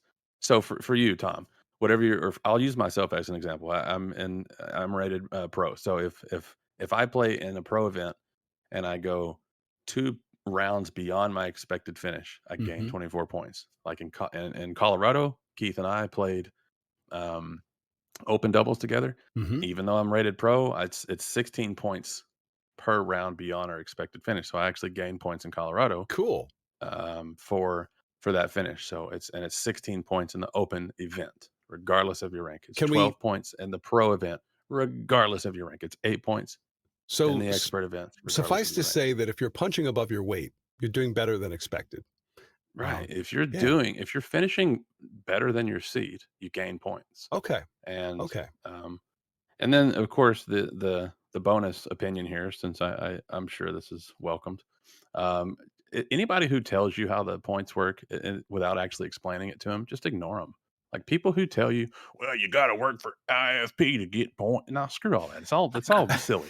It's a curious accent to use, but okay. It's the one I know. Seems a little on the nose. I mean, the fact of the matter is, people, they love to just sling crap everywhere, and trust me, I'm all about it when it's accurate and factual. So I don't defend people just for the sake of defending them. But people will. Well, I heard somebody told me blah blah blah blah blah. Well, they don't know what they're talking about, and if they can't explain it to you in a way that makes sense, then they don't know what they're talking about. If they can't explain it to you as clearly as I just did, they don't know what they're talking about. If they say, well, it's complicated, screw that. That's not good enough. If they say, well, they might have changed it, they haven't changed it. Just don't listen to people who don't Yeah, I mean, but have how many people are there that can give you answers besides yourself? Right. As someone who understands it probably better than anyone. And congratulations on you gaining points at Colorado. I just lost a bunch of brain cells. I thought I will Adam's say, by the way, W just stuff was complicated. for the sake of clarity, I will say that there are people who understand the system Okay. as well, and potentially Are there? better than I do. All right. It's just that list is in the single digits. You know, for me, I used first 10, 15 years of my broadcasting career, I would always tell you, this is the number 1 ranked player, number 8th ranked player, whatever, because I trusted the rankings and I understood them. I haven't done that in many years. I don't do that anymore. Now it's I basically ignore them for the most part, and we'll give you the results, which I can give the viewers and listeners. I'll give you the eyeball test, obviously what I think about these players. But as far as rankings go, and again, I'm only talking about basically open players, occasionally pro players. And I think a lot of the questions are about the lower end, the beginners, the rookies, and amateurs. But again, like you said, Clay, as a beginner, an amateur, a rookie, even an expert, ignore the points. Ignore it. Just play foosball. Do your best. Get out there, get results. It'll all take care of itself. And before you know it, you'll move up the rankings. Back when I first wanted to become a pro and eventually did, I didn't care how it happened. I just wanted to get out there and play and have success, knowing that at some point it would. And I would hope that most players would focus on that. It doesn't really matter what you're ranked. In some cases, a lot of people, Phil Peros in California, don't want to go up in points, right? They want to still be able to play amateur events after 40 years in the game. Okay. And so they follow it a little bit, these sandbaggers, etc. But for the most part, don't worry about the points. Play the game. Do your best. Continue to improve, and all those things, like Clay said. Adam? Wow, that was Clay. That's the smartest thing I've ever heard anybody say, and it was so simple. I don't even understand how do you know that? How come you know that and people don't? Like, are you just Well, I'm a tinkerer, and when I started playing foosball on tour in 2016, at my first IFP event at 2016 Nationals, I asked Mary how the points calculated, and she said, "Well, it's pretty complicated," which is I'm capable of complication. You already talked about that. Yeah, pretty complicated. I just don't. So I don't accept that ever. I never have, and I never will, frankly. So I literally just reverse engineered it. I picked some tournaments. I started tracking the tournaments. I'm humility aside, I'm good at figuring stuff out. So I just figured it out, and it's a good system, man. The point system is good, man. I don't shit on the system. I shit on execution. How it's run. Exactly. Yeah. Right. Which is terribly and dishonestly and lacks integrity, and it's a complete pile of crap. But hey, the point system is good. Yeah. And anyways, and thanks for that, Clay. And before we move on to the next thing, Jim, I just want to say, Southern California is the home of the sandbagger. It is. Really? I mean, it literally is. Like I was one of those, if there was a child star thing, how they force feed child stars hormones to keep them looking young. That's what Ken Oda did to me in the FIFA leagues. I actually think I'm 78 years old. I don't know. Okay. But that's just Ken Oda. All right, moving on. All right, what's next? So didn't want to bring that up, but I guess I did. just wanted to make it official finally. Yes, after drinking this IPA, I finally found it. FoosTalk Live proudly presents Ask Me Anything. You can ask me anything. You have to ask me nicely. You've got to ask yourself one question. Do I feel lucky? Well, do you, punk? You have some questions for me, do you? All right, well, let's get to them. Okay, I feel better now. Okay. Yes, thank you. Good closure. You're welcome. We sort of did a little Ask Me Anything pregame show with that last question. Now, let's move on to the meat and potatoes. Just the pregame. Now What's we're next? down to the nitty gritty. One of our own, Keith Glenn, has put up the next question, and he wants to know, why are promoters obsessed with higher payouts? Everyone claims to want to grow the sport, but high entry fees keep potential new tour players away. Ooh, Keith. I don't know, man. Go ahead, Adam. You go first. We'll go alphabetical order here. Okay. A, B. Okay. So this I had to do it in my head. So This really speaks, and I'm not gonna. I'm gonna go under my 2-minute time allotment, which I've officially decided we all have. Although Clay gets to have more because he knows what he's talking You're about. burning time right now. Huh? You're burning. What are you talking about? Oh my God! Hold on. Reset. So, anyways, the point is this: is that I think that really speaks to the old model, the stuff that we saw through rose tinted glasses of the failure of what tournament soccer did, and putting it more on the foosball is a sport in my mind, and it's one of the few sports that's actually player funded because we don't have sponsors for the most part, except for like what they're doing in Colorado, et cetera, et cetera. And so to answer that question, Keith, a lot of why that happens is a failure of the current model. And the solution, I don't know, but let's see. Clay? See? 1 minute and 12 seconds. Well done, sir. Good. You know me. Are you tagging me in? Is that what that is? Is that what that was? Well, I thought we were going alphabetically, so. Well, in what world does deferring my T time. come before S? Well, I think we're going first names. Well, Last week I went last every time. I had to kind of clean up all of your messes, and so I'm going to do that again this week. That hurts. Somebody's got to do it. Well, I'll say this: I don't think promoters are obsessed with higher payouts. I think Americans in general are obsessed with higher payouts, and it's just how we roll, man. We care about things like that, and it's like if you see a 50K tournament, you're like, "Oh, let's get your motor running!" Like it's like I want to go get some of that. And like, even though you have no chance of winning any of it, you know, oh my gosh, it's you're not Tony, you're not Ryan, you're not Todd, you're not Blake, you're not Kane, you're not any of these guys. So you're not going to win any of that money, but it makes you feel good that you can tell your homies, you know, down at the local golf club or whatever, I went and played at a $50,000 tournament.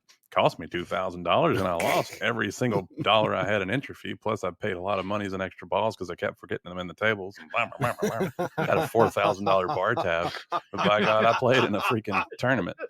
Like, I told you not to tell anybody about that. It's so ridiculous, man. my- The obsession with money is just ridiculous, dude. And man. go ask like the lower ranked players like how much they're making. They're gonna look at you like you just farted in their morning coffee. Like they don't care. They're there to play the game, dude. Oh, the euphemisms. So, I don't think it's promoters. I think it's just like a cultural thing in general, man. Americans like to pretend that, you know, we're right on the edge of just winning a big payout. In reality, we're all completely average and mostly suck. So, well, I've got to clean that up. I don't want to toot in your Joe. That's for sure. That's the next feature. I don't want to toot in your Joe. That's phenomenal. And no, when you first started talking, Clay, I was going, I don't know about this. And then you made some great points. And it is an American thing, I think, because when you look at European tournaments, at big tournaments, there is no money advertised. We touched on this last week a little bit, and we talked about the fallacies of the 1970s moving forward and how we still think in those terms. Because I kind of believe it can, and maybe I'm altruistic, maybe I'm, looking at it through modern day rose-colored glasses or whatever. But I think if you just run a great event, if you run an event that's appealing, that's fun, that looks great on paper in advance, I think you can still draw a strong turnout and have solid payouts and deep payouts.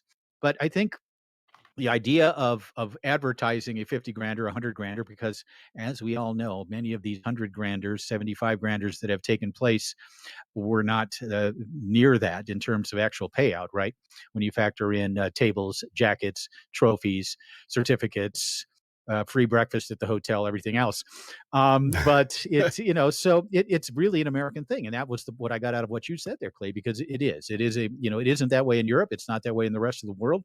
They still get great turnouts. They still get tremendous turnouts. When I would go to these P4P events in Germany, these were $40,000, 40,000 euro tournaments, but it wasn't really even listed on the flyer. It was just a P4P World Championships, Weltmeisterschaft. And they would get 950 players at these things, right? Out there to compete. And if you won money, you won money. Again, it's kind of like with the points. Go out there and play. Go out there and do your best. Continue to improve your game. Compete. Don't worry about the other stuff. Don't worry about the money. Don't worry about your ranking, your ratings, all of that. Just play foosball. The rest of that will take care of itself. But the promoters do in this country have that approach. Maybe less so now than it used to be. But it used to be you had to put a big number up there if you wanted to get a turnout. And sometimes people would put a $20,000 price tag, so to speak, on a tournament where you would have got the same turnout if you ran an $8,000 or $9,000 or $10,000 tournament. So, and they ended up losing money. and charging higher entry fees. And I think that's kind of what we're getting down to here with the great Keith Glenn, the man with two first names, is that is that it's about these higher entry fees. We need to get the entry fees down. You need to go to a tournament and be able to tell your friends you went to a national championship, world championship tournament, and you didn't, have to spend thousands of dollars in entry fees and everything else, even though you probably did still spend $4,000 at the bar. But you want to get those entry fees down. So great question and great answers, guys. Wait. I want to reclaim my 48 seconds and just add this. Yeah. So just real quick, when in researching this top 50 thing, I was looking at all those tournaments from the 70s, and I was looking at the Elitch Gardens tournament in 74 where Mike Bowers did well. Do you know the events that were at that tournament, that 50 grander at Elitch Gardens? It was like 6 of them, right? There was 4. Oh, there was open doubles, open singles, women's doubles, and mixed doubles. And that was it. Wow. 50 grand. And even in the later The good old 70s, days. they opened up. Yeah, they'd have open doubles, they'd have open singles, then they'd have novice doubles and novice singles, and you could only play in one doubles and one singles. And then there'd be DYPs, and there'd be women's events, etc. But there would be 2 doubles events, there'd be 2 singles events. If you were a novice and you wanted to play open, you could, but you couldn't play novice.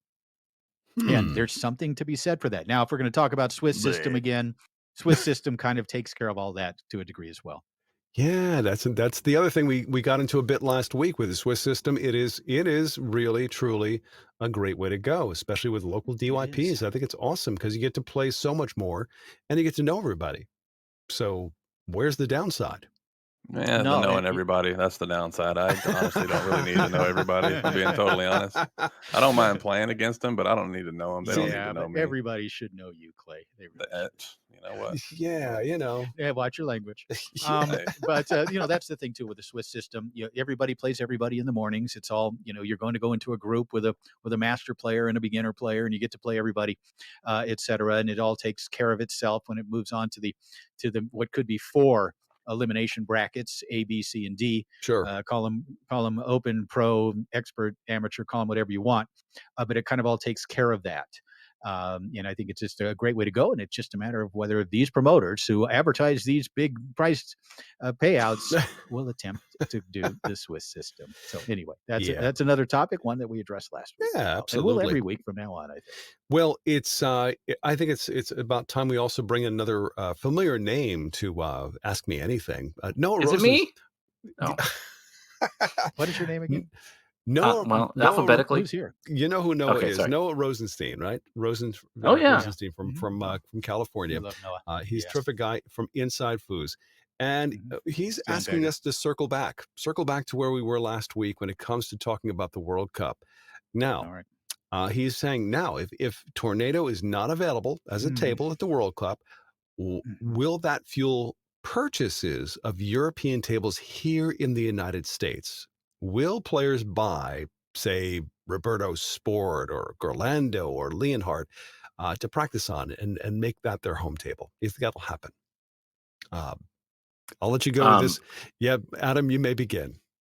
Okay. I know. I don't think so. I mean, maybe 4 or 5 tables at most. Like, I don't know who's going to be going over there that can afford to buy any of those, let alone many of them.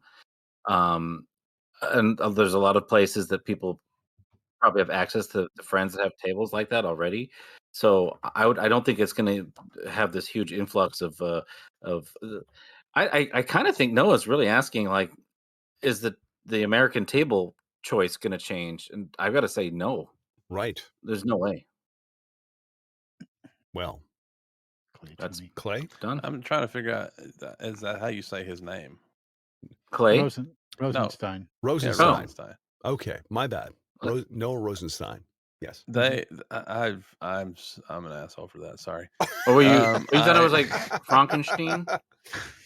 I think it's hilarious to suppose that Americans are going to buy something that's not American just so they can go play on a non-American thing in non-America. Like, people are so fascinated here with playing on like America. The people who care about being better foosball players already have those tables. They already have access to those tables. They've either bought them or they know somebody nearby who has them.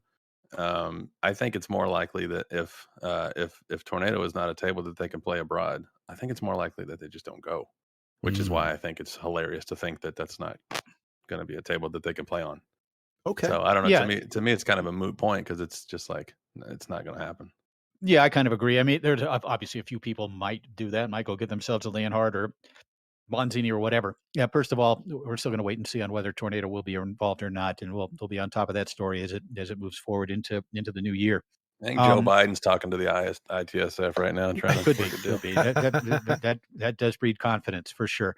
But and the other thing too, and you said it, if they don't want to play, if they don't want to have go to a tournament where Tornado is not their home table, they just won't go. But others will. I have no doubt the American team is still going to be the biggest over there, as it usually is, with 80 plus players attending. And a lot of them will look at it as a challenge. A lot of them will look at it for the experience, for getting to travel to Europe, for getting to play in a tournament, and the challenge of getting to play on these other tables, right? And as you said, Clay, the top American players, and again, I think you can change your home table as the tournament goes on. I think you can do it. You announce your table an hour before the next match or whatever, and because of the Swiss system, you can do that. You know who you're going to be playing in an hour or 2 hours, and you can do that. And you announce which table you're going to choose for that match. And the details, I'm not 100% sure on the details of that. So, but it is something along those lines. And, again, will the Americans be favored, in their events if they don't have Tornado? Yeah, maybe not. They might not be. But that doesn't mean they're not going to compete. That doesn't mean they're not going to get out there and do their best under these circumstances. They had to play on Fireball for a couple of years, which was not a table that they were all super familiar with, even though it did play closer probably to a Tornado than any other table.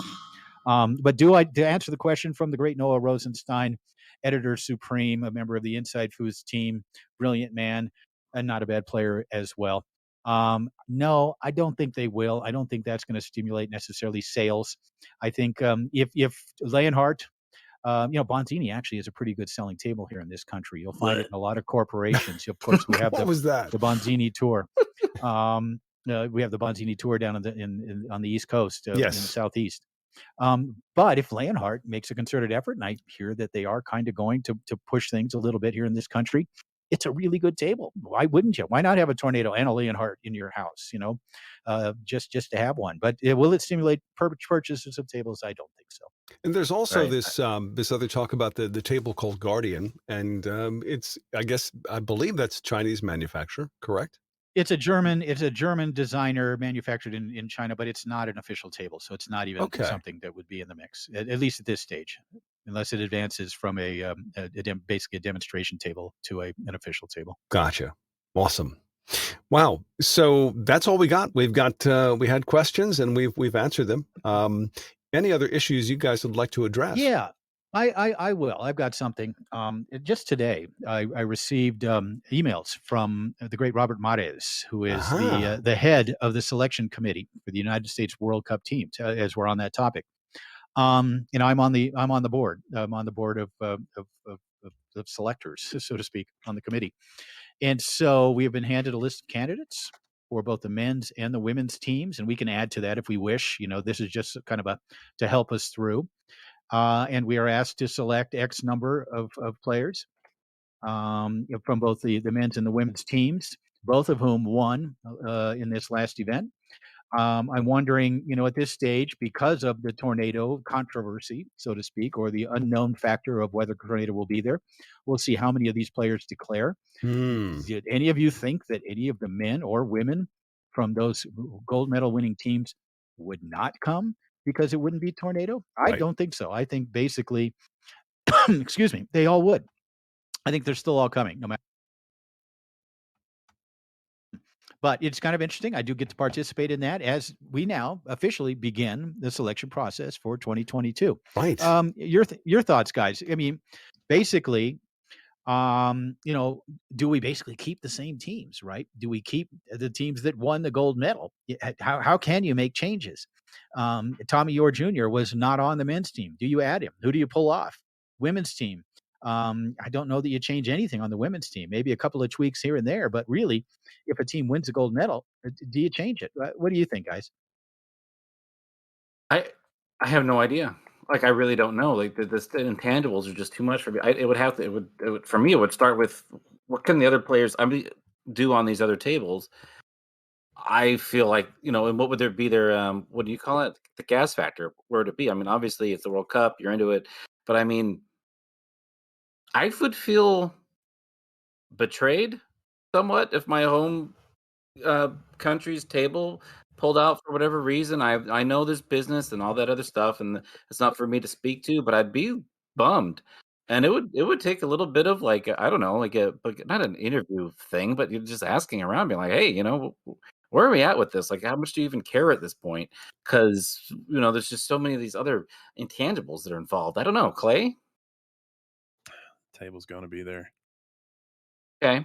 Like, it's why would it not be there? Aside from the tinfoil Facebook post, why would it not be there? I mean, seriously, like, in what world does the American table just not be allowed or not send a table or whatever? Like, Right. to me, it's just like, I'm willing to just be like incorrect when the time comes if that were to happen. But to me, it's like literally saying, hey, what if, man, I'm a big baseball fan. God, I hope they don't make them play barefooted. What happens if they play barefooted? Like, it's a possibility, It's Well, guys, it's been the American cleat manufacturer is pulling out. Like, it's just like, yeah, sure, technically it's possible. Now, why? there is precedent. Yeah. Well, guys, there is precedent for it. I just wanted to interrupt real quick. We've got a caller, Donald Wilson. Don, welcome to FoosTalk Live. Thanks for joining us.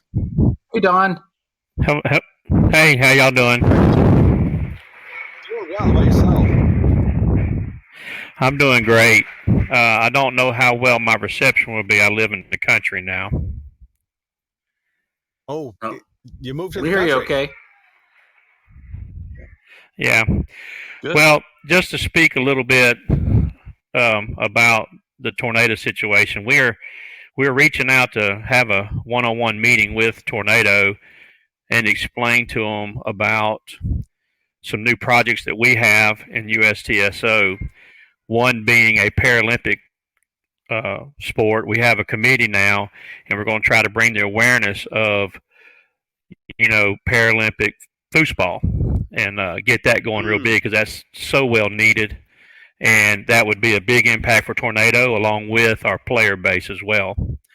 And then we're finally going to start introducing the clubs for casual players up to the competitive players.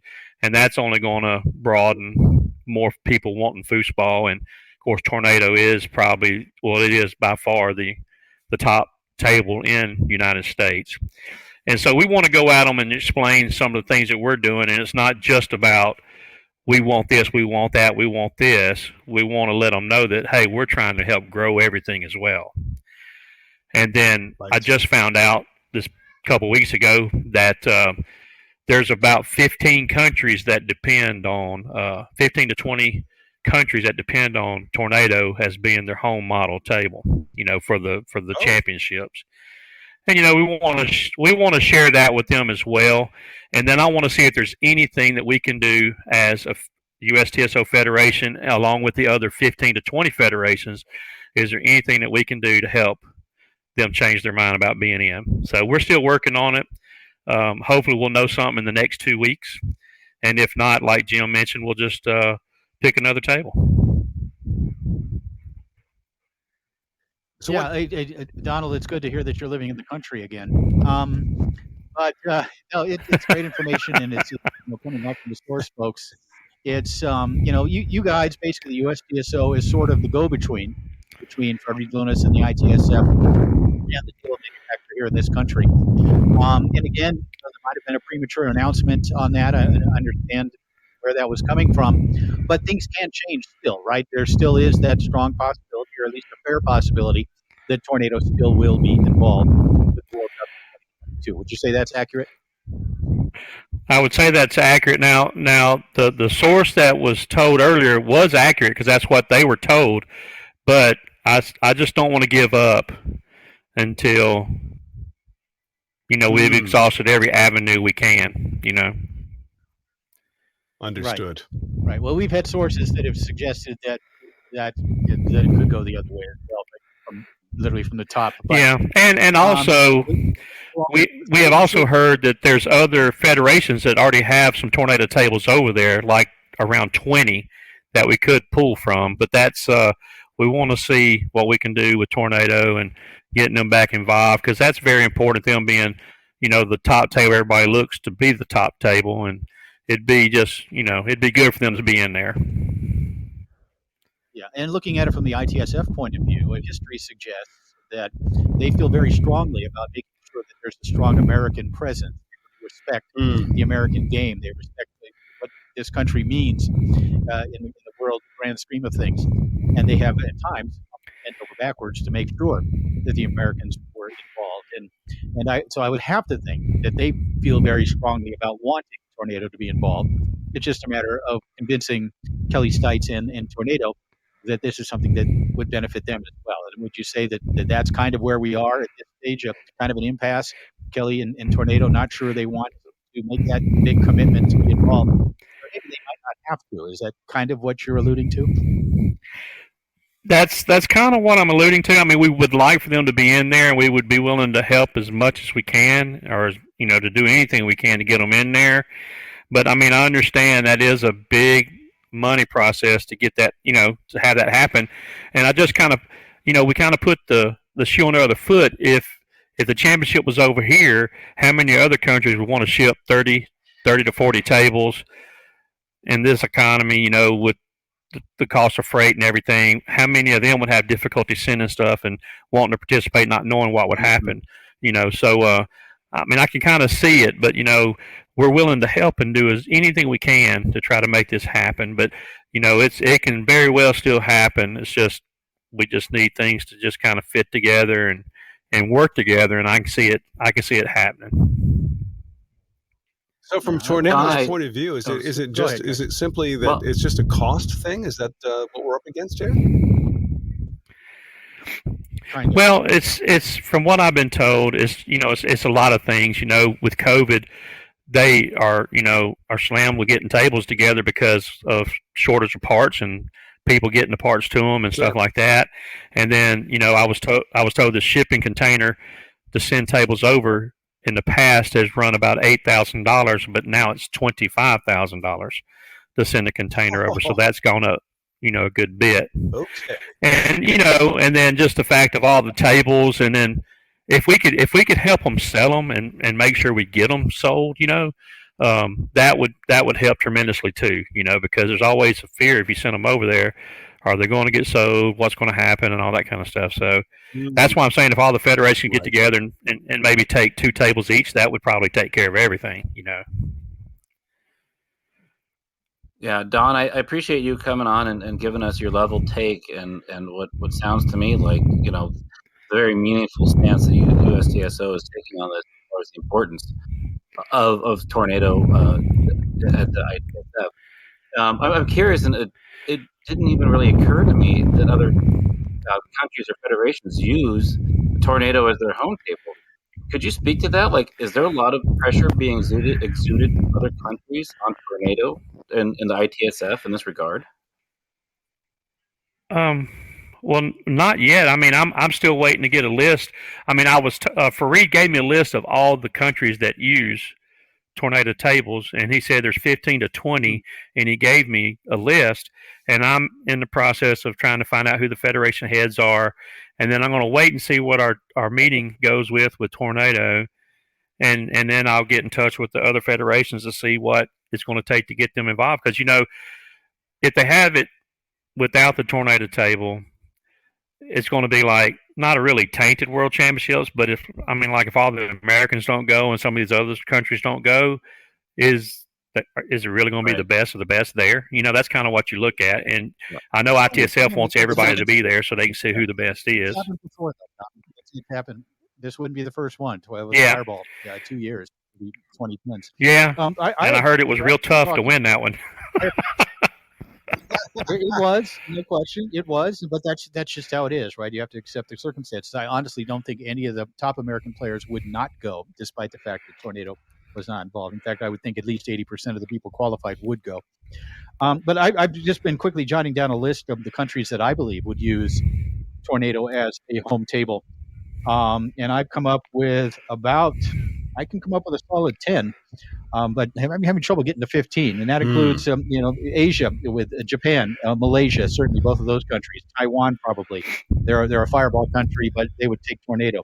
Costa Rica, Canada, United States, Great Britain, Iran, Kuwait, United Arab Emirates, and I'm sure I'm forgetting one or two here. But I'm not sure I can come up with 15 of them, and Dubai. Perhaps there was a little hyperbole on. That's UAE. Yeah. But still, that's a great number. Certainly these are countries that will be influenced by the lack of a tornado table or by the tornado table being there. So could affect attendance, could affect certainly competitive balance moving forward. But again, it's such a great experience. You know that, Donald, having been there several times and competed for Team USA, that it's a lot of fun. It's an amazing experience. Ideally, yes, you want to have Tornado as your home table, but I think most of these players are still going in spite of that. And again, things are still in negotiations. We'll still see how it all turns out. But really appreciate you joining us tonight and bringing some lucidity to this situation. Oh, yeah.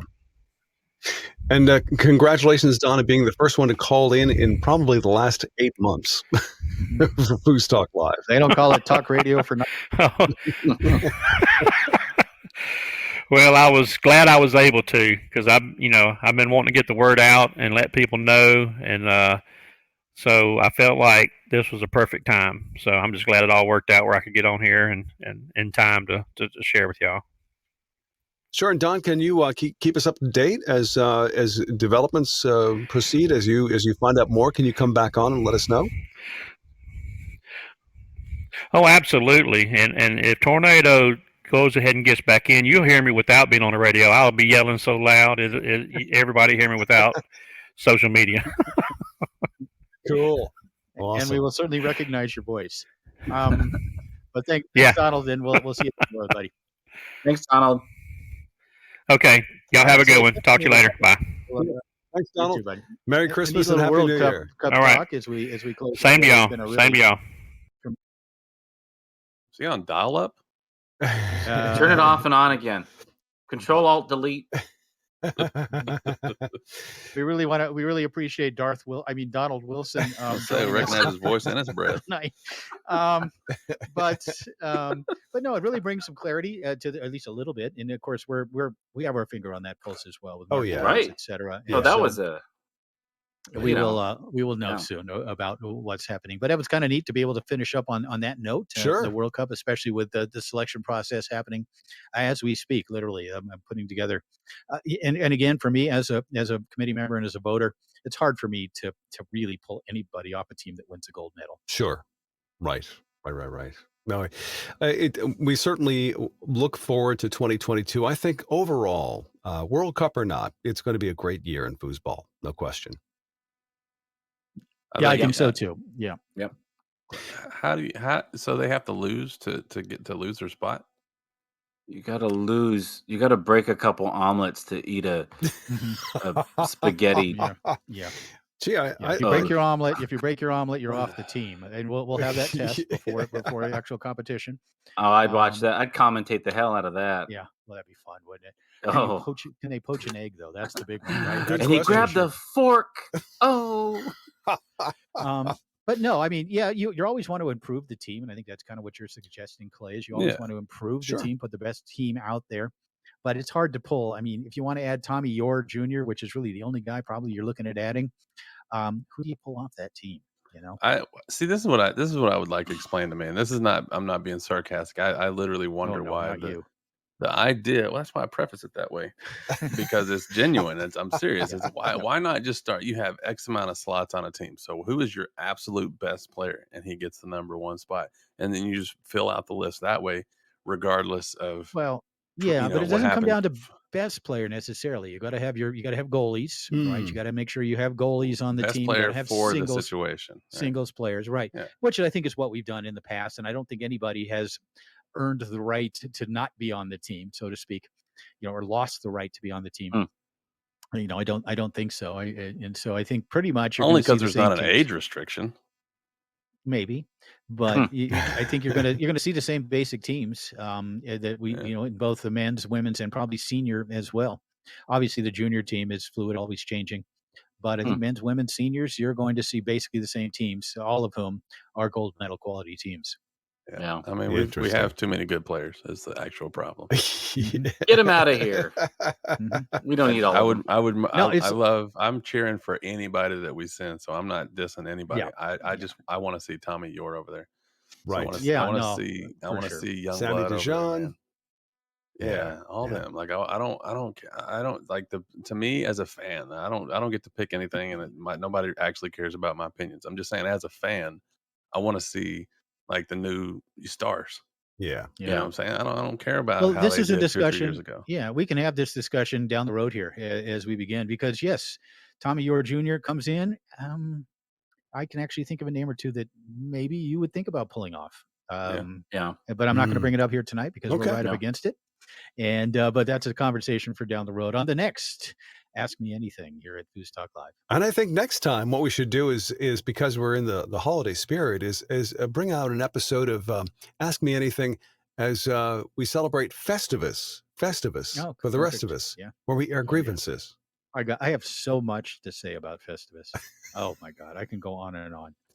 I got some things I got to talk to you about here. I like this. Hey, I just wanted to say, I don't know if we're wrapping up real quick, but I bet Eric and Jacob Balkos were on last week. Yes. Yeah. And Eric messaged me, and he was very thankful to be on, and Jacob too. But he was remiss because he forgot to mention, since in the spirit of future of foosball, his 12-year-old daughter Maya won junior a junior event at Worlds with Jacob. And they got second in amateur mixed at Worlds. Yeah. And so he wanted to say that, and he asked me if I could, and I, of course. Congratulations, Maya. Yeah. And I'll pay you for that. Is remiss actually a word? I'm not sure. Remiss. It has the silent S or the silent C. Nobody really knows. Remissed. Anyway, I'll look it up after the show. I mean, you missed it twice. You missed it, and then you missed it again. We remissed it. Yeah, it's a remiss. Negligent, careless, or slow in performing one's duties, like Tom earlier trying to figure the sound drop. Yes. He was remissed. Negligent, miss-aside. And missed again. All right, I'm not buying it. Well, all right, it's guys, a word. I think the 2-hour limit is officially like make-believe. It's not even a real. Well, it's actually, we're now level 3 on Podbean, so we can actually go 3 hours. I'm still at level 2 though, guys. Oh, so got it. Okay. Jim is trying so hard to leave, and we're not letting. But I want to, big time. My daughter's waiting for me to read Harry Potter to her. We're on book. Oh, there you go. There you go. I'm remissed by, but how exciting was that to actually get the top 50 all-time greatest American tour players underway. I mean, I'm proud of this. I'm proud that we're tackling this. It's exciting to do this. It stimulates me as a foosball historian and a commentator and a fan. And to know that this is being kind of etched into history, at least for now, that we are putting together, at least in our opinions, our 4 opinions, the list of the greatest of all time. And so looking forward to honoring the rest of the players, all of whom I think from now on out. Yes. Let me double check, but I think every single player except for 2 from now on out. Except for in 2? fact, it's numbers 40 and 39. Every other one is a Hall of Famer. From now on out. Really? Wow. Yeah. That's quite a stat. Every 3. There's actually 3 of them that aren't. 3 out of the next 40 are not Hall of Famers. The rest are. Interesting. It's going to be a lot of fun. And again, next week, don't forget everybody, the numbers 40 through 31, and we'll have Tony Spredeman joining us as well. Hopefully Mark Torres will be back to put his 2 cents into this top 50 list as well. So a lot of fun tonight, guys. Very cool. Yeah, absolutely. Great list. Really looking forward to this. Getting down to number 1, which will happen on January 2nd of 2022 in the brand new year. So, all right, guys. Hey, you guys can hang out for a while, talk to the people. I've got to run. But again, folks, we'll see you next week. Yeah. And best to Hogwarts. Oh, yeah. Yes. Oh, yeah, for sure. You should hear my Dumbledore. I do every voice, right? The Dumbledore, of course, is an older man with a British accent who speaks very much like this. Let me hear your Dobby. Dobby, Harry Potter, please, Harry. Oh, my God. I'm tingling. I got goosebumps. I'm tingling. I don't know what's going on right now. Harry Potter. My voice actor. All right, guys. Goosebumps. Okay. All right, Jim. Thanks, Jim. Good night, everybody. Right. Good night, guys. Yeah, I was content to see how long we could keep him, like just to I keep love that. stretching. No, you know, My next physically when question was people. going to be, can you read Harry Potter in an Oklahoma accent? Yeah. Oh, wow. By the way, I should mention that Shooting the Shot this Tuesday at 5 features Keith Glenn. And there is a moment or two or three where Clay and Keith get into why people from Oklahoma are such great people. Yeah, Seriously, you go play you go play a drop you when we talk through it. Well, we'll give you a sample if you'd like. So it's up to you. But I'm riding shotgun. if we do, we'll have to say goodnight. Oh, okay. Well, then we can wait because that's a funny one. So Okay. I should clarify. I like Oklahoma. I've spent a lot of time in Oklahoma, and I like the people from Oklahoma, but I also like messing with them and stuff like that. So we don't always we clash on the table a lot. I don't like a lot of things about how a lot of the guys there play. So okay, I make a lot of jokes, and I genuinely. I gotta say this out loud. I like the people from Oklahoma, man, and not only the people, but I just like the state in general. But I also feel super comfortable just completely, trashing them every chance I get. If it's funny. If it's not funny, then I don't do it. Right. Yeah. But it's usually funny because the truth is usually hilarious. Well, I mean, they had a Broadway play named after them. So how bad could they be? Pretty bad. So let me count the ways. You said we had an hour left, right? Something like that. This is my theory. Like everybody loves Tommy, and Tommy's a Hall of Fame, world class, world champion, everything right that you could say nice, right? I think that regions tailor their play based around the local master or the top pro in the area or whatever. So there's a lot of Tommy's a rough, aggressive dude, especially back in the old days, right? He was loud and hard on the table and all that stuff. So I think people are just used to this play style, and because that's what they see, and then they mistranslate it into how they play, which is they end up just beating the crap out of the table and being loud for no reason, and they don't understand the science behind what Tommy does, and they're doing an amateur version of that a lot of times, or expert, or whatever you want to call it. Version of what Tommy does. So that's the part that I make fun of. But, okay. I mean, there's some stinking incredible foosball players in Oklahoma. So sure. Yeah. And every single one of them